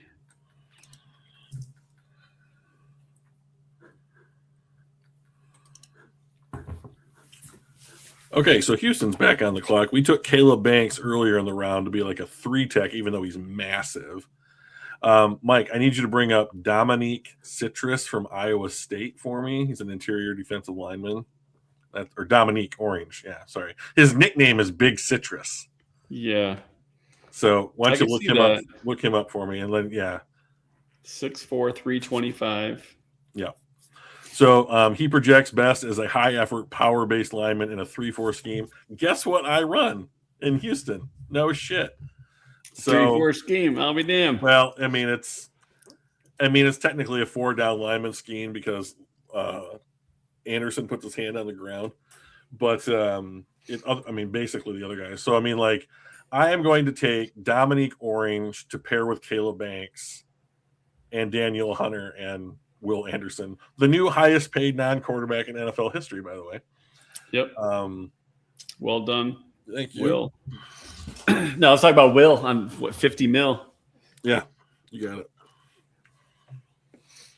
All right, Chicago is back on the clock. They just picked Sam Hecht Hecht. at 57. Hecht. And now a couple picks later, they're back and ready to go again. You say ready, like we're actually ready. I mean, you're on the clock.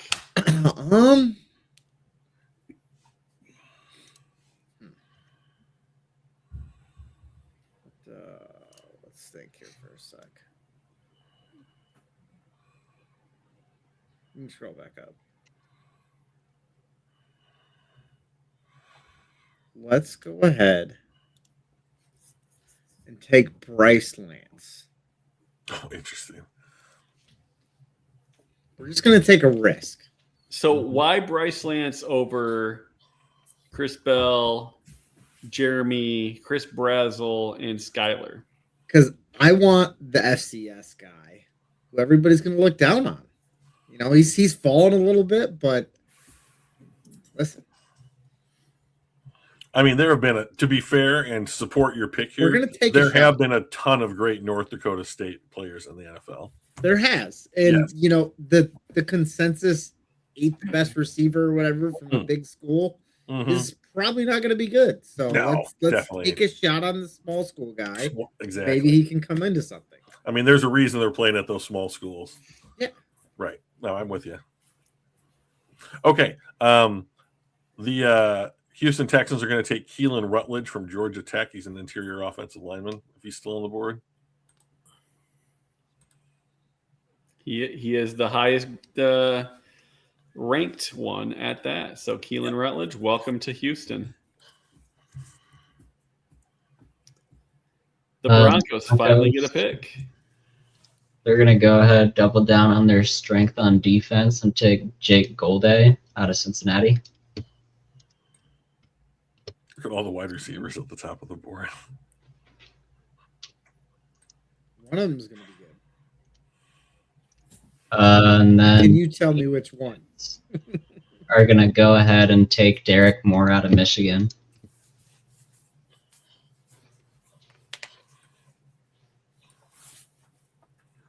The Patriots are like, hey, the last time we took a U of M player, it worked out really well for us. Maybe not the last time, but It was definitely not the last time, but I was going to say, wow, you know that off the top of your head. That's pretty impressive. I was wondering. I was trying to think of who he was talking about. Tom Brady. I was talking about Tom Brady. Yeah, the guy who's That was a lot of already years ago. Mike, in the future, you might want to go with something like drafting Michigan players has worked out relatively well for New England in their storied history. You go right to the last one. I'm like, who the hell is that? Just 20 something years ago. That might have been the last time they picked They did not. drafted a U of M player. I'm gonna go with no. I don't know that, but I'm gonna go with no. I know it. It's reasonable. All right, the last pick of the second round. The Sea Rats. We went at the end of the first. We grabbed an edge rusher. And I think this time we're going to go with Let's see, where are we there?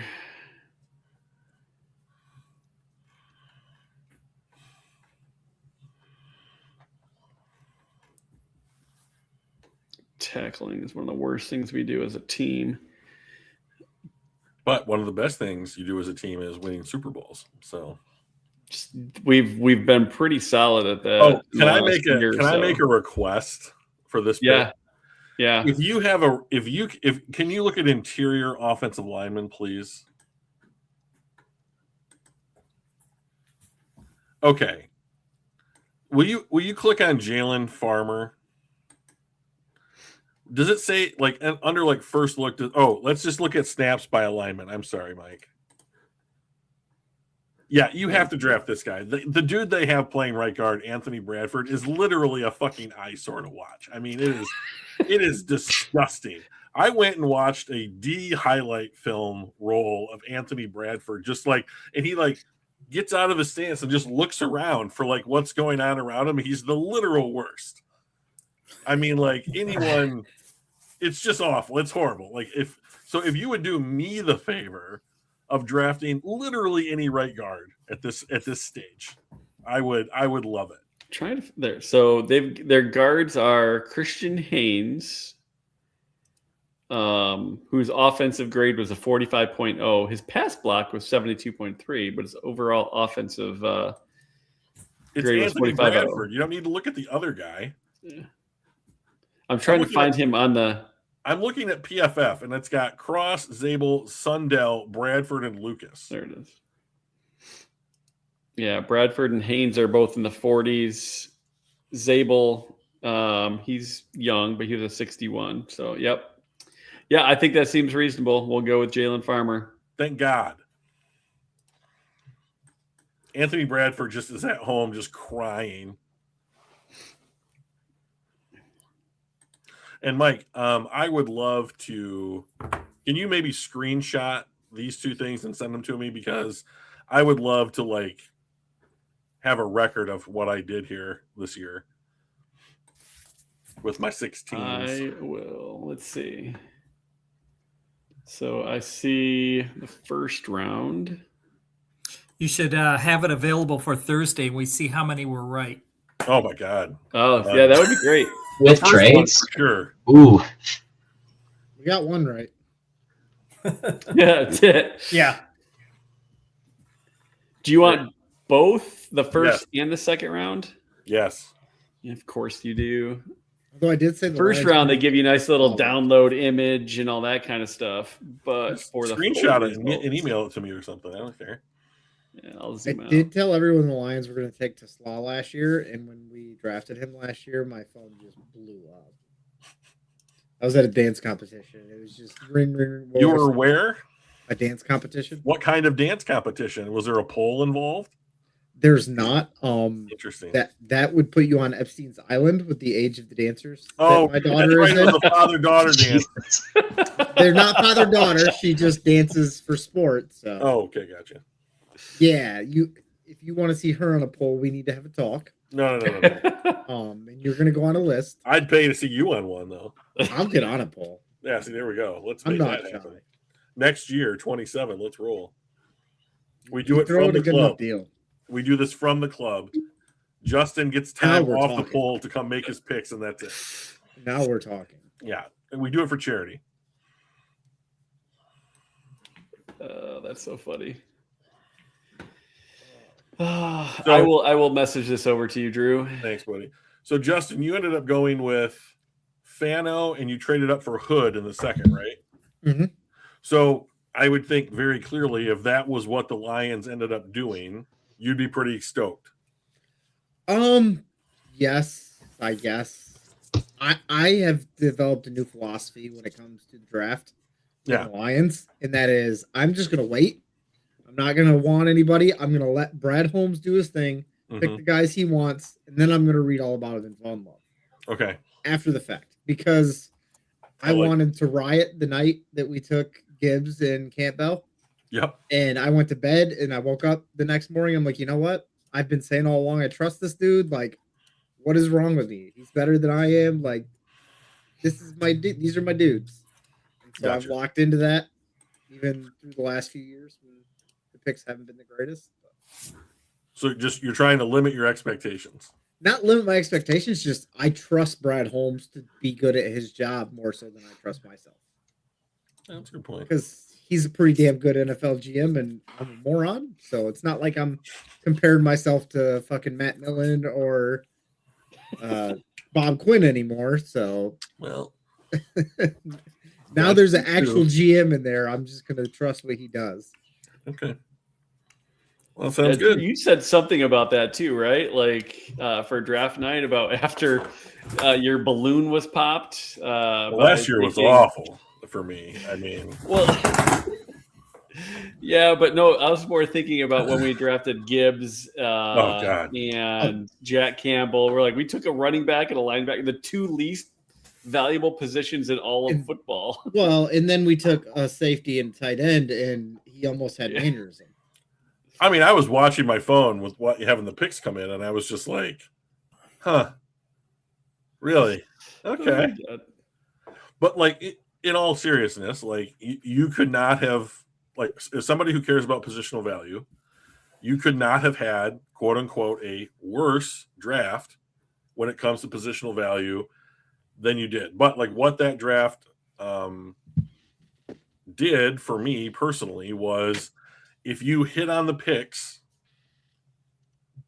I mean, what does that look like now from like my perspective? So like, they're clearly great players. I don't know that you can really say that any of the four, even with the two injuries that these guys have had, like that any of them are less than, top five at their positions. Brad drafted four guys in the top five of their position groups, in the NFL. However, like, you will now have to pay all of those guys.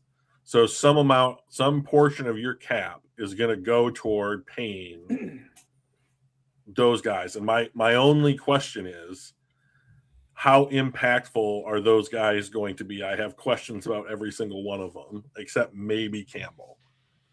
So Yeah, Campbell's gonna be a dog for a long time. yeah, he's just great. Yeah. Now, I am a little concerned that losing a true nose tackle and Reader might make his job a little bit harder and run. When you say true, you mean truly awful? What? Not good. He was not good. DJ Reader? Yeah, he was not good for us. Well, okay. I mean, like, I think one thing against success. No, not against success. My question is, like, I always wonder if You got to draft worse, so you don't have to pay as many people. That's what he's saying. not draft worse. I mean, I'm not saying you need to draft worse. The problem is we had all those first round picks, and they all hit. So yeah, that Right. is a lot of people you got to pay. But So Better they than this. accelerated like 5 years of their roster rebuild down to 3 years. Yeah. And you have to take 5 years worth of paying guys and truncate it down to 3 years, right? Yeah. So then that's not a bad problem to have. No.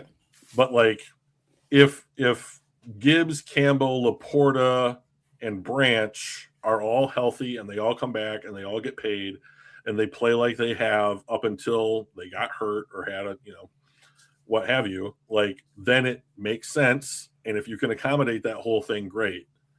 And then my question is the roster at that point one that can get to winning an NFC championship game or making the Super Bowl? now, I don't think your problem with Gibbs is injury. What's your question with Gibbs? My question with Gibbs is I see him as a not the kind of guy that fits the type of philosophical offensive system that they have created. Like, he is, excellent, but like if it's 4th and 1, 3rd and 1, I don't think that we need to have Gibbs. You just put Gibbs in and just run him straight up and through the tackles either. I mean, like, I don't know, man. you think he's? I mean, like when He is not built for that, but Right. god damn, he's pretty fucking good at football. sure. I mean, might and like, just about let him do anything. I think that's what they're gonna do. Yeah. If And I he just wants to pray to run God up the that he middle doesn't on get 4th hurt. and 1, yeah. Right. Touche. We need to be comfortable But trading. we away do those have ones. Pacheco too now. I was not upset about that pickup at all, honestly. To me, he's just a guy. But that's all you really need. Yeah, if you're not going to use Montgomery in that like 60-40 split that they were kind of doing for a while, and you're just going to be like, oh, I need a dude that's going to run 7 times a game. We don't need Montgomery for that. You just need a guy, right? And Pacheco's a guy. So, like to what Joseph just said here in chat, the plan is to run Gibbs up the middle. Like, I don't think that should be the plan. We did it a lot last year. I'm did. okay with it on most downs. I mean, he's very good up the middle. It's not like you're going to run to the edge all the time in the NFL. No, I agree. I mean, but I would think that for a player like Gibbs, he would excel more in like a zone blocking scheme, one that promotes movement and like I mean, we do a avenues lot of of attack. I think we're going to have a pretty creative run game this year. Well, they need to. I mean, I think that's probably the reason they hired Petzing, right? Was that Correct. that seems to be like his speciality. So I am interested to see what this pairing looks like. But I mean, like, let's be real. Like, you know, they need to hit on Petzing, and Petzing needs to make sure that Jahmyr Gibbs is effective as he possibly can be. I mean, if you want to succeed as the Lions offensive coordinator, making sure Jahmyr Gibbs is successful is high on that priority. I completely agree. I mean, like, and I have my problems with Goff, but like, you know, and he was sacked more times last year than he ever has been in a single season. And the Lions passing game was still really good. Yeah. And so I'm just like, I don't know that that like the league does seem to be shifting back to more of a run heavy offensive philosophy to combat the too high safety looks or whatever the defenses are giving them. I have kind of said that the way the NFL works between the passing and the run game is almost like a pendulum. Right. You know, you get these high impact passing games, so everybody gets all these edge rushers and cornerbacks and all that, and then all of a sudden they don't stop the run very well, and now all of a sudden it swings to the run game. And I think that is one of the things that benefited us so much in 2003 is we were at the cutting edge of that pendulum swing back the other way. And now that it's kind of caught up a little bit, that's caught up with us on the offense side of the ball a little bit as well. You know, when Brad and Dan came in and started to shape the roster in the way that they wanted it, I thought they were like ahead of the curve, like for where the NFL was headed. Mm-hmm. And, but now I'm wondering if I'm wondering now if like there is any adaptability for them to say, we started out with this and now we're going to pivot. And I don't know that they necessarily need to pivot quite yet. Yes. But What would we pivot to right now with the pieces we have? I would be throwing the ball a lot. I'd be throwing it more than we're throwing it. I mean, they're close to 50-50, but I think I'd be close to 60-40. And using Gibbs in that passing game. I'm fine with Gibbs in the passing game. As much as I think Goff's good, I don't know that I really want him throwing the ball 60 times a game. Well, I mean, like I hear you, and I like, and then when you say it like that, I'm like, oh, I don't really want that either. But then I'm like, but I'm also like, this was an extremely efficient passing offense last season. It is.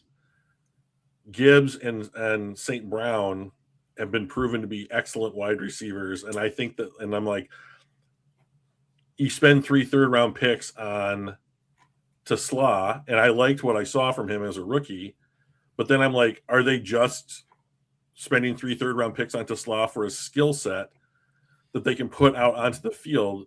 And I'm like, I think that J-Mo's out on the field largely to be a decoy. I think Tesla's being put out on the field largely to be a blocker. Saying 3 third-round picks on Tesla and then saying you believe in the Jimmy Johnson trade chart are two very disingenuous things to say, both of those things. What? One more time, 3 third-round picks and something? On Tesla. And then if you say you believe in the Jimmy Johnson trade chart, to say we spent 3 third-round picks on Tesla when according to the Jimmy Johnson chart on that trade, we gained value? How? I don't know. That's what the Jimmy Johnson chart says. We gained a 4th-round pick on that trade for Tesla, according to the Jimmy Johnson. The difference in what we gave up to what we acquired? Yes.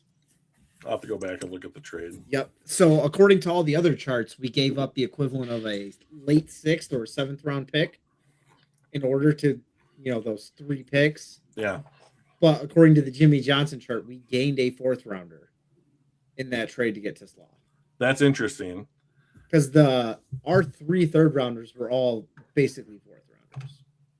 Yeah, they were low end. They were low Yeah. bottom of the round because one of them So- was We moved up literally a full round. Round. The other ones were years away, which are yeah, we even had those this year. class. Yeah. Yes.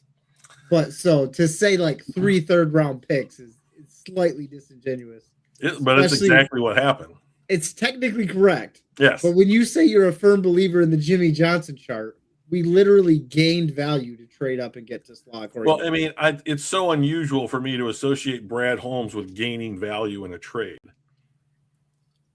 because the overwhelming amount of the time he doesn't do it. Like he overpays to go get whatever it is that he wants. I disagree only on the sense of most of his trades, other than some of the nonsensical ones like Broderick Martin and whatnot. Like he's paying what they want to make sure he gets his guy, and he has had such a high success rate of hitting on his guy. I'm fine with the marginal value he gives up on those picks. Okay. We can You know, disagree. like when we trade up to grab Brian Branch, like Sure. That if was we overpay and grab Brian Branch and we keep doing that, I don't give a shit.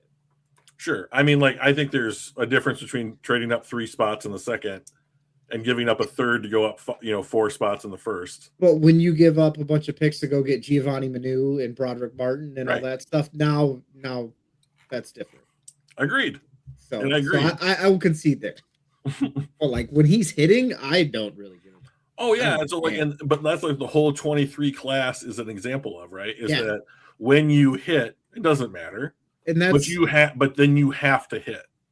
yes, and that's Yeah. another thing as we said, back when we took it is just if you're gonna hit, it doesn't matter the position as much, but you just have to hit, and that's the biggest thing in the NFL draft is you have to hit on your early picks. Right. So And if like he's done a pretty good job. I mean, I First think round wise, I think he's been excellent. I think the jury is still out on Arnold and Williams, but I mean they're pretty young still. Williams was pretty good last year when he played. Yeah, when You he know? played, right? Yeah. Yeah. We definitely were much worse against the run when he was not in the game. Well, he's gonna need to be. Yeah, this You're talking about Jamison Williams? no, No. Tyreek Williams. I think Williams, Oh, okay. our first round pick. JMO, I don't know what JMO. It's like the memes where you're like, here's this guy. He runs a 4.240. He does this. He blocks like a demon. He does all this shit, right? Yeah. His only problem is he can't catch. I mean, I'm a bigger JMO supporter than I think most, but like, No, I don't hate him, but it's like, man, just his problem is he struggles to catch the damn ball as an NFL receiver. It doesn't make a lot of sense. there are times where I'm like, oh, you should have had that one, man. It just- For yeah, $80 million, that should have been yeah. caught. Like if you hear about a first round guy with his type of talent and whatnot that's not, panning out and whatnot, you instantly start to think of stuff like he doesn't try hard or routes or blocking or team guy, stuff like that. And it's just none of those things with him. It's just literally catching the ball. It's just not what you would think. Oh, I was looking him up here just real quick. See if I could. There it is. He's electric though. He How do we feel about the JMO trade? That's an interesting one to me. Are you talking about during the? Oh, wow. He had a lot of drops last year, but like The trade up to get him. rookie year 2, sophomore year 5, junior year 2, last year 9.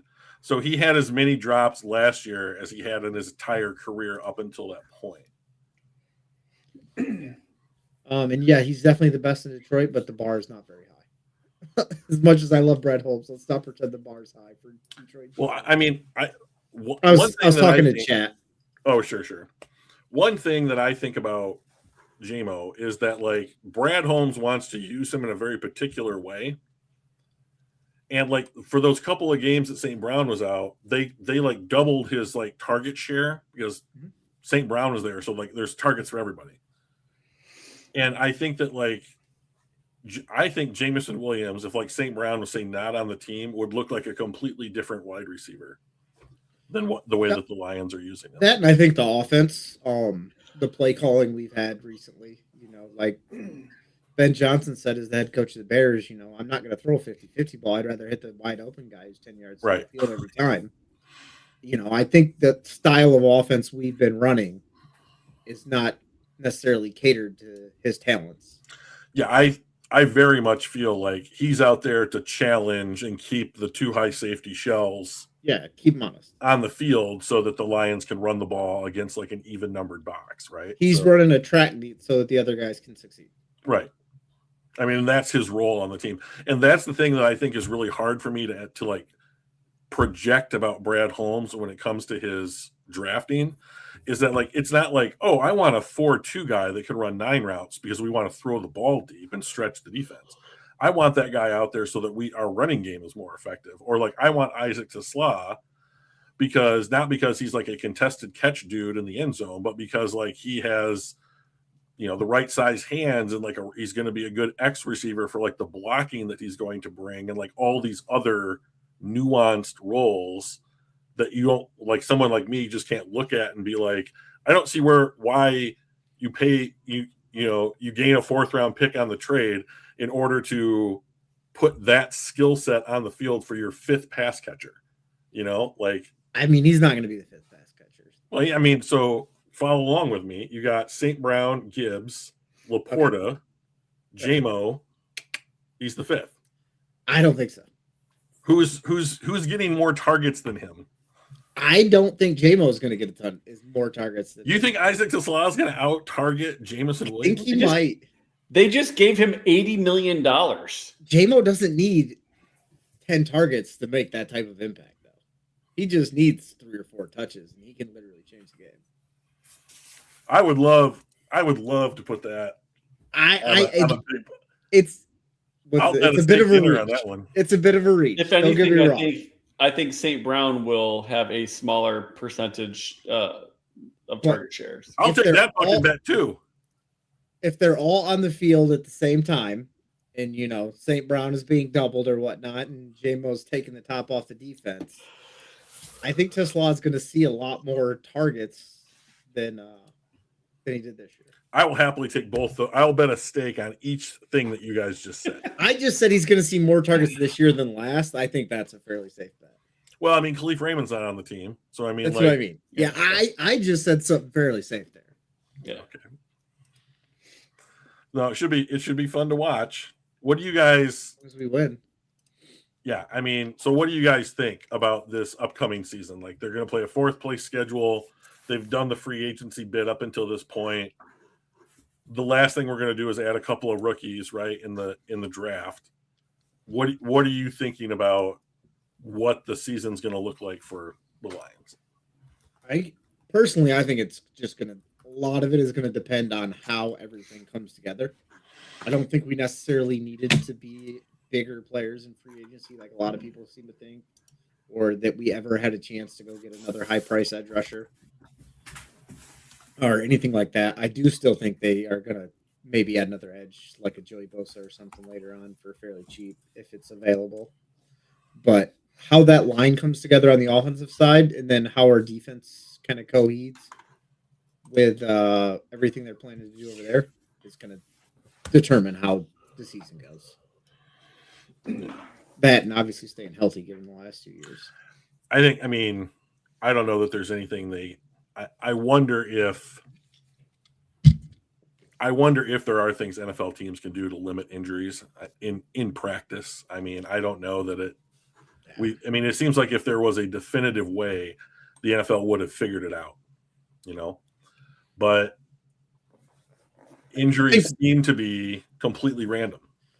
One thing I will say that is not random as far as the injuries on the Lions team is the way they play football and the way they play defense. With flying to the football and hitting full speed. That's where you get the injuries like the Anzalone arm break and stuff like that. I don't think that's kind of random. I do think that is, you can attribute that to the way those guys play defense. But I don't think that's something I'd want to change or anything like that. But the others and the soft tissue injuries and that kind of stuff, I don't know what we can do about it. I think that's kind of random, like you say.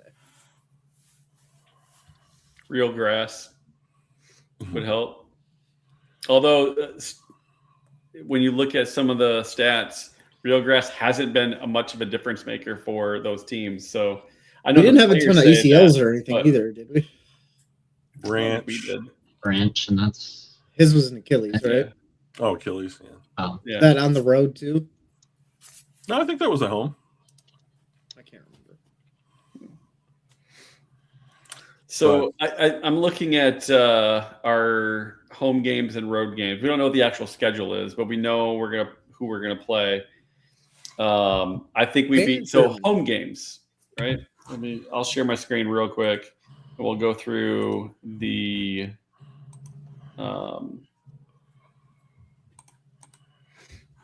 Pop that on the screen. So this is on Detroit Lions News. I'll zoom right into the bottom here. So we're playing a fourth place schedule. Home games, we got obviously our 3 division rivals: New Orleans, Tampa Bay, New England, the Jets, Tennessee, the Giants. Right. When I look at that, I think win. Do we have to play Tampa Bay every year now? Is that something? I think it's a rule. Is that a rule now? Yeah. It seems like a rule now. So I think we beat New Orleans, the Jets, the Titans, and the Giants. I think there's 4 wins for sure there. Man, I think the Like- Giants are going to be a tough out. Yeah, I think the Giants are going to be tougher than Tampa Bay, actually. Really? Yep. Giants were looking so good last year before everyone got. I don't know. It'll depend on how Harbaugh does up there. But So did we not play them last year? The Giants? Yeah, we did. we did. Yeah. We won last year. We Close game. beat them at home 34-27. Later in the season, it was a In close overtime. game. And we went to overtime. We had to win in overtime Yeah. against them on a team that won 2 games. to be fair, it was Jameis Winston at quarterback, and you just never know with that guy. But is that not an indictment? So this is my concern about Detroit. Yes, injuries. Yes, all this stuff. But it is not like Jared Goff went down. It is not like Jahmyr Gibbs is out. It is not like Aiden Hutchinson broke his leg. Right? Like they have their pillars in this game. And the Giants took them to overtime. Giants were not a bad team, though. But Their that was a D line terrible took game. it to us that game. Their Yeah. D just took it to us. We didn't have an offensive line that game. Yep.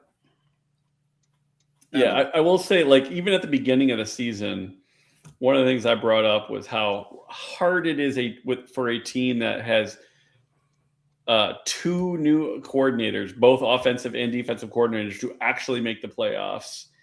And we did not make the playoffs. I think having a little bit of continuity on the defensive side with Shep coming back, even though we got a new offensive coordinator, I think that's going to help because we had a lot of change in the coaching staff last year. We have a lot more continuity this year, which is good.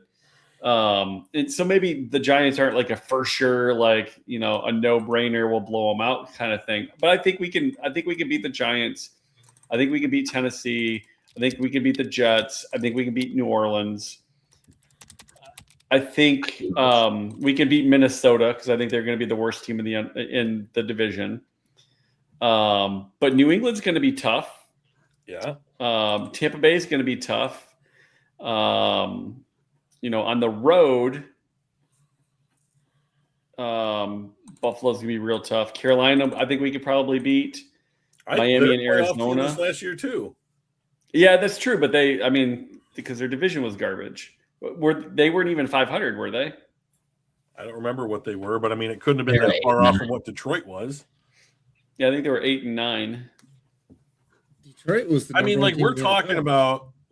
I mean, here's the thing: is that like I think that we remember the Lions being dominant in like a 12 win or a 15 win season, and when they lose 6 more games than they did the previous year, it's like, oh, injuries, oh, this other stuff, and I like don't think it was all that. these but other teams are getting better too. Like Carolina is not a pushover. The Giants are not a pushover. And like my issue is if Detroit is a dominant team in the NFL, it shouldn't matter.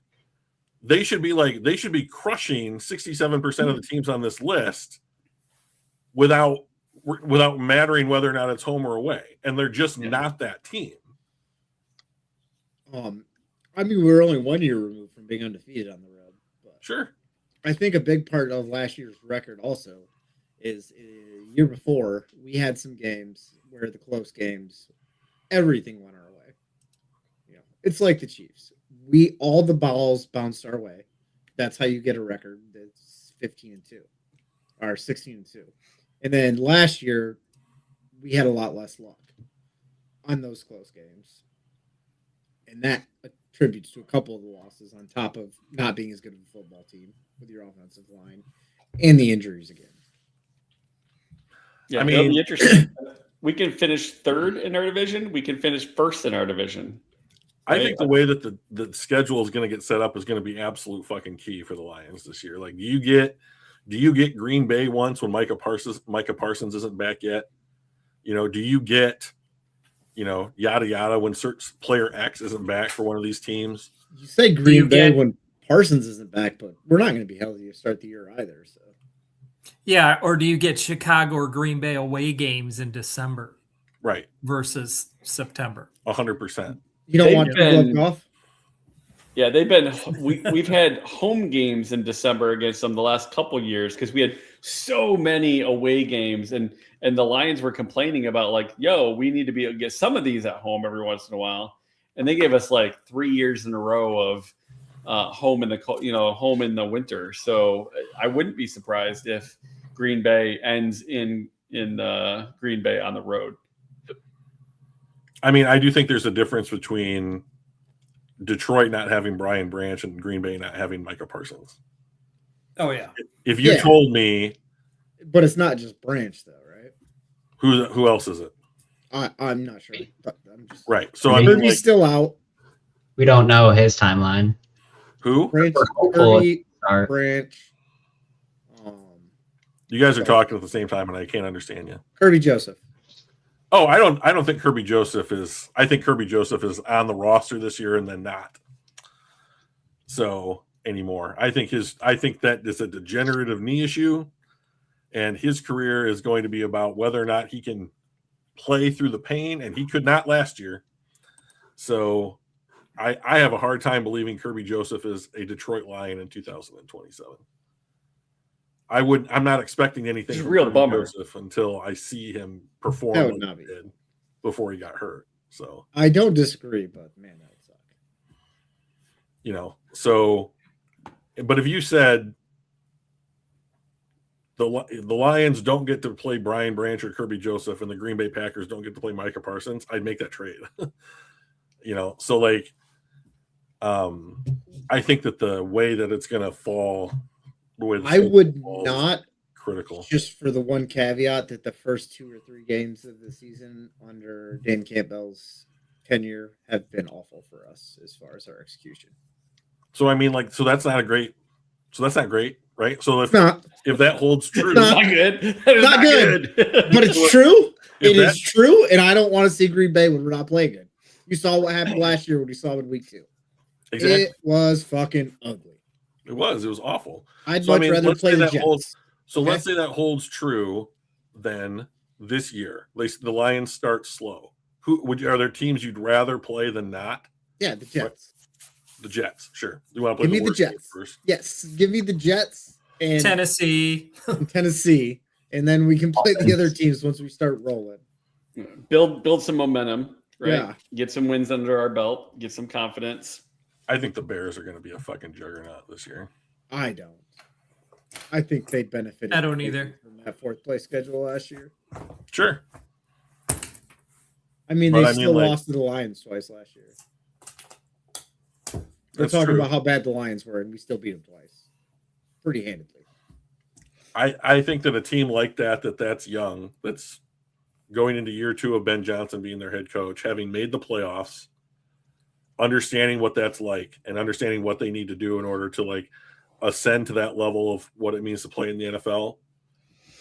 I think that Ben Johnson's going to be the kind of coach that's like, we're not going to forget what that it took to do that. And yeah, they lost to the Lions twice and they beat 12 other teams, you know, That in fourth the place NFL. schedule is real nice. Sure. You know, and like Just ask New Detroit, England. yeah. So, and that's what Detroit's hoping for this year. Right. Exactly. So, I mean, where did they finish in the division last year? 4th.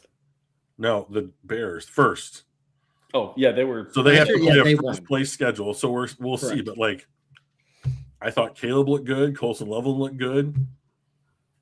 I think the Bears are an ascending team in the NFL that are not a joke anymore. I feel like the Bears defense is a lot worse than it looked last year because they had a lot of interceptions and Yeah, turnovers. they led the league in turnover differential by a huge margin, right? So what we're talking about to get the Bears back to like a Bears level of playing is that they have to lose the turnover differential and then what? Have a bunch of injuries and like run up against a first place schedule as opposed to a fourth place schedule? But there's a middle ground between two seed in the NFL and worst team, bottom feeders can't win. I agree. And I think they're somewhere in that middle ground. Yeah, I think that the arrows just pointed up. I do think they're ascending. I just think that their record is not accurate of how they played last year with that fourth place schedule. So going to a first place schedule, their record might decline while their play still goes up, if that makes Sure. any sense. But if they hit 11 or 12 wins again, then they're in the mix for winning the division and getting into the playoffs. Yeah, I just don't know if they're going to hit 11 wins again. I think they might stumble and be a 9 or 10 win team. I'm having trouble seeing Detroit. If Detroit, let's say Detroit does something in the first and second round akin to what you did here tonight, A6. I don't think that like a rookie right tackle coming out of the gate or in a rookie corner who I don't even know will see the field. Good addition. Where's he going to play? Maybe the slot. I mean, he can take DJ Reed's spot today. Then you should cut or trade DJ Reed and get out. 100%. Yeah. Literally, Rock Ya-Sin outplayed him every game last year. So plus he missed 12 games.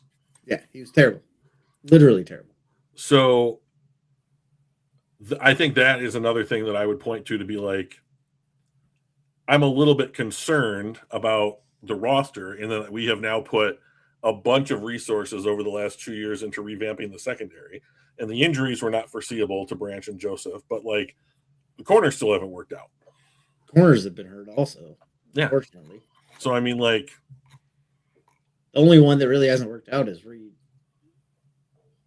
We got Carlton Davis. He worked out really well. Just couldn't afford to keep him. they could afford to keep him. They chose to not do it. And this is another problem I have with Brad Holmes is it's like Fair enough. we could keep Alex Anzalone for $1.5 million more than what we were paying him this last year. Yet we draw a line in the sand. We could keep Carlton Davis for $3 million more a year than what he wanted, but we drew a line in the sand. We could keep ... players, but we don't do it because we're not willing to pay. We don't keep Zadarius Smith because he wants $6 million a year He was or whatever. So like he's off the roster. And like, okay, then don't trade a fucking third round pick for a guy if you're not going to extend him and be on the roster or whatever. Then you've traded a 4-year contract on a rookie deal in the third round for a guy that came in and you had a nice season or whatever, and then you just let him go to the Patriots. I don't like I would that. like to keep Carlton Davis. I would've- I think I'm fine with Anzo moving on. I think it was a natural progression for the way that linebacker room's kind of building out and whatnot as well. And that now they had to pay Barnes and Rodriguez, who are younger, and they wanted to let the older guy go. I'd be fine with letting Alex Anzalone move on, but like when I look at the fact that like it's Rodrigo coming off of an ACL and Derek Barnes, who just doesn't seem to do anything very well. He was playing lights out there for a while. You and I must be looking at other players named Barnes. Derek Barnes was the start of last year, was the best linebacker out on the field before he got hurt, or was it the year before? Year before. Okay. Yeah, he was absolutely playing. Where do they have him listed here? They have him listed as an edge? That's so strange. Who, Barnes? Yeah, PFF has him listed as an edge, even though we played like the most base defense Yeah. in the NFL last year. I mean, like, Jack Campbell had more rushing snaps than he did. I don't know. I think Derek Barnes is worth $8 million a year? No. Do I want Derek Barnes to be one of my 2 starting linebackers? No. I don't love Alex Anzalone either. He kind of acted like a little bitch on his way out as far as I was concerned. But like, I don't disagree with that statement either. yeah. So, but at the same time, like, they use him as a rush linebacker, and I don't think that he's particularly just good at it. Fine with getting a little younger at the position. I'm fine with getting younger if there's no drop off in talent. But Enzo played lights out for us. But so last year. often when people say we're going to get younger, there is a distinct drop off in talent because they are younger and they haven't realized their potential yet. And like this team is not on a spot. If you want to get younger and you want to Joseph, stop paying attention to me and knowing the way that I feel about things. So, but like, if you want to get younger, then have this year be like a little tiny rebuild where you like do things to like get the salary cap back to where you need to be, get players playing time and experience or whatever, and be upfront about that. But but like, I just don't feel like the Lions are straightforward when it comes to that kind of stuff. I mean, you can't. NFL teams aren't straightforward about that. You can't say we're just going to kind of take this year off. It's the NFL. You're selling tickets. I mean, nobody says it. well, no, I guess no one says it, but I mean, at the same time, Nobody says it. Nobody's straightforward about that. But if you look at the roster moves they're making, it does kind of look like that. and like, And I kind of hate that idea because I want to be good. I want to be good too, but like my concern here with with going from 15 wins to 9 wins is that like, is Detroit an elite NFC team or are they a middle of the pack NFC team? Like, I don't know. Well, I think that right now, upper middle. yeah, best case scenario, Yeah. I think that it's neither of those things. We're just a good NFC. 11-6, 12-5 at their best. I think is where we're looking. Yeah. As low as an 8-win team, as high as a 12. If we run lucky, a 13-win team. But is that also, not the it is the definition of NFC. average? Yeah. no, I mean, like I said, we're upper middle to me. average should be 8-8. Well, Average would be the Buccaneers. They've been slightly average the last few years, and we've been a better team than them. Probably still are. But again, it doesn't take much if you get hot and you're an average team to become the best team. yeah. It's not a huge jump. I think that's the thing that's probably more so last year, and than it has been a long time. The parity in the NFL was extremely close. The gap from the Lions, the 4th seed in the NFC North, to the Seahawks was probably smaller than I've seen in many, many years. I have a fear of not being good again. I think that's just called trauma. Well, it's a fan base full of it, right? Yeah. And like, I don't appreciate the people that are like, Goff's the best quarterback ever, Brad's the best GM ever, the Lions are the best ever, and then the people that are like, no, none of that's true either. And I try and look at what's happening in front of me and I try and put it into context. But like, okay, so like this is what Joseph just said here. Just get a fucking stop once in a while. Hey, guess what? I'm on board with that. Yeah. But then show me what we're doing to make that happen. Because if it's Oh. DJ Wanham, So what I said earlier, I still think is true. I don't think talent on the defensive side of the ball is our biggest problem for why our defense is so bad. so I do. Like if I'm the GM, I'm You think going out and last looking. year. Hmm? The talent on our roster last year, the players on our roster, should have performed as poorly as they did. I mean, if I'm the GM of the Lions, I would want to go out in this draft and try and find an impact player at each level of the defense. I would like to do that too. That would be my goal, even over adding a tackle. But like now, I think that they have backed themselves into a corner with having to take a tackle in round 1. So You know they're not going to go based on need. if they decide if they go into this week 1 and Larry Borum is the starting right tackle, then don't anybody ever fucking come with me. Brad's a genius again.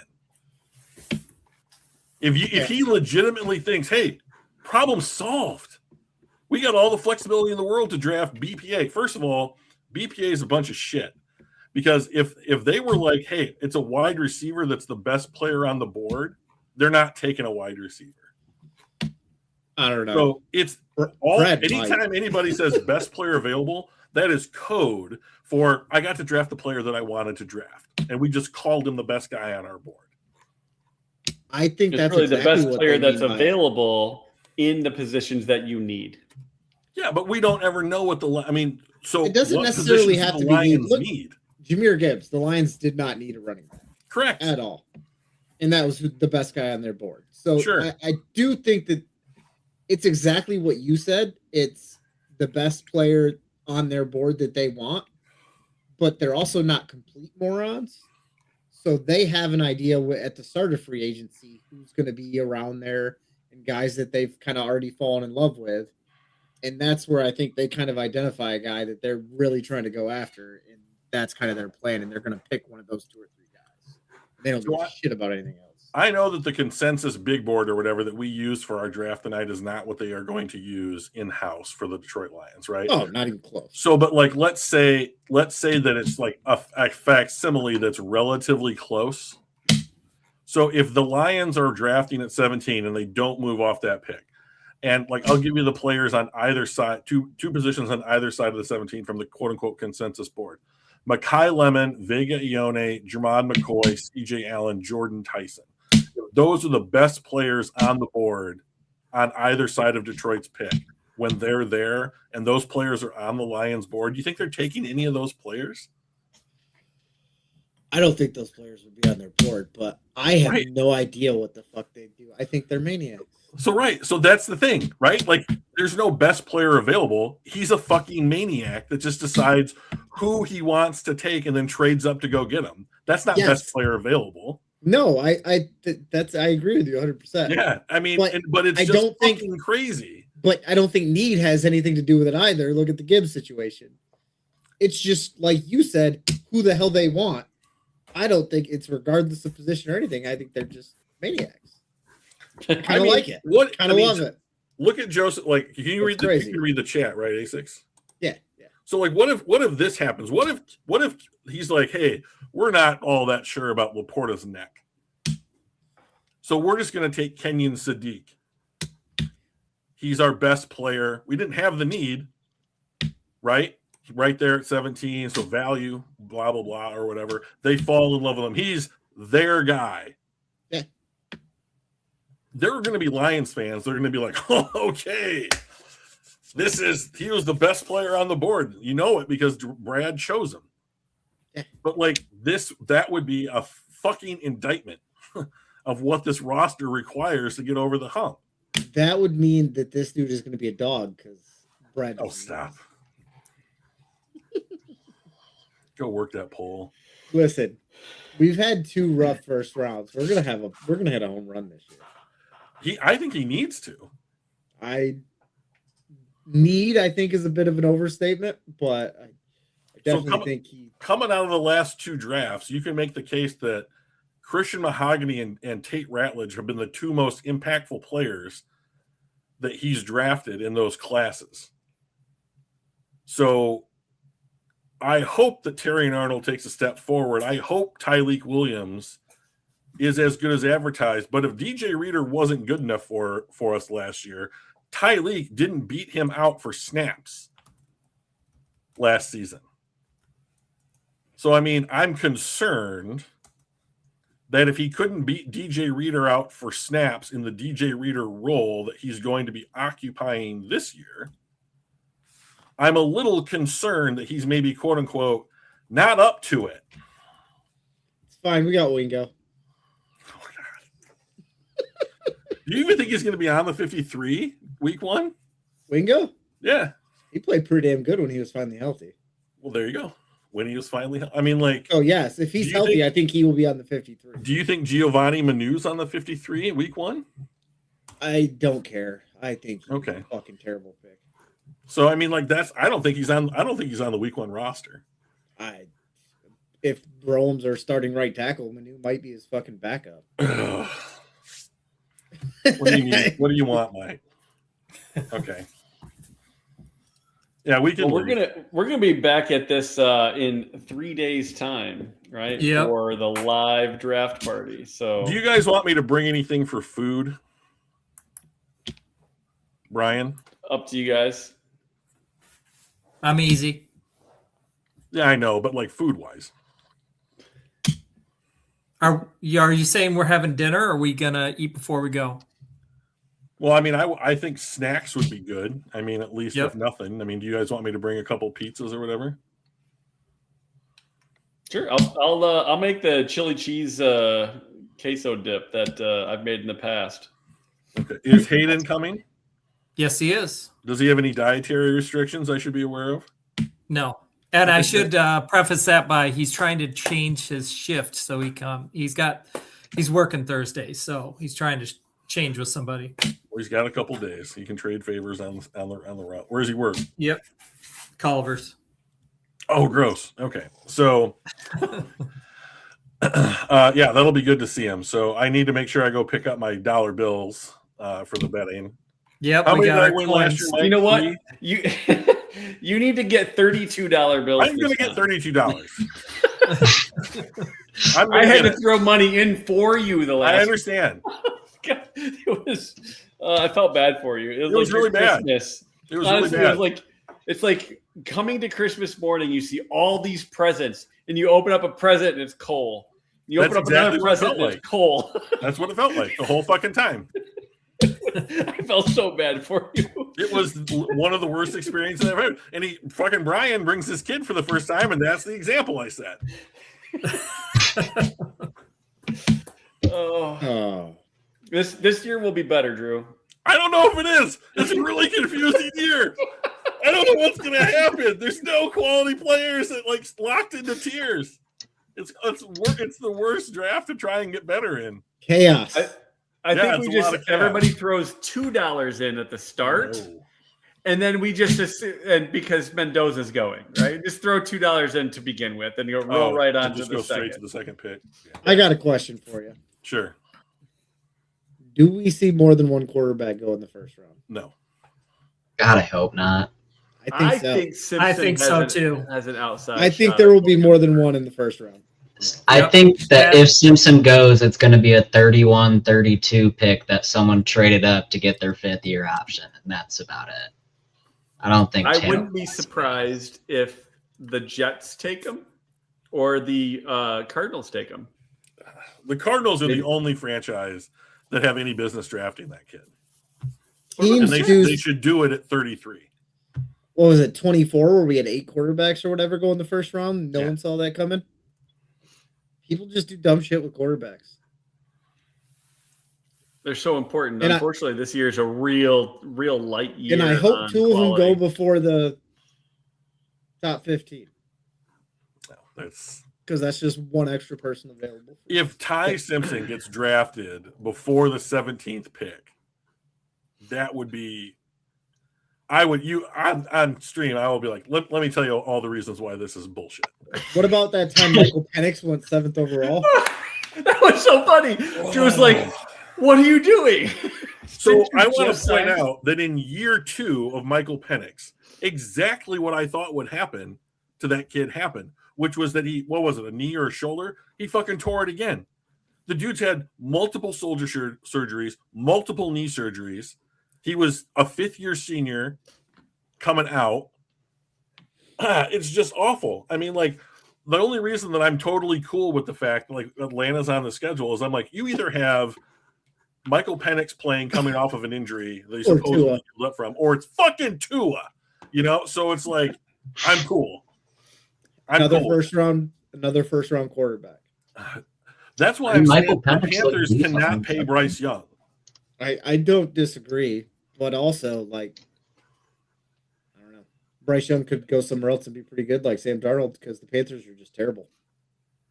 I mean, you just can't give the guy if that is the bar. Even if he has a good year this year, I would not pay Bryce Young.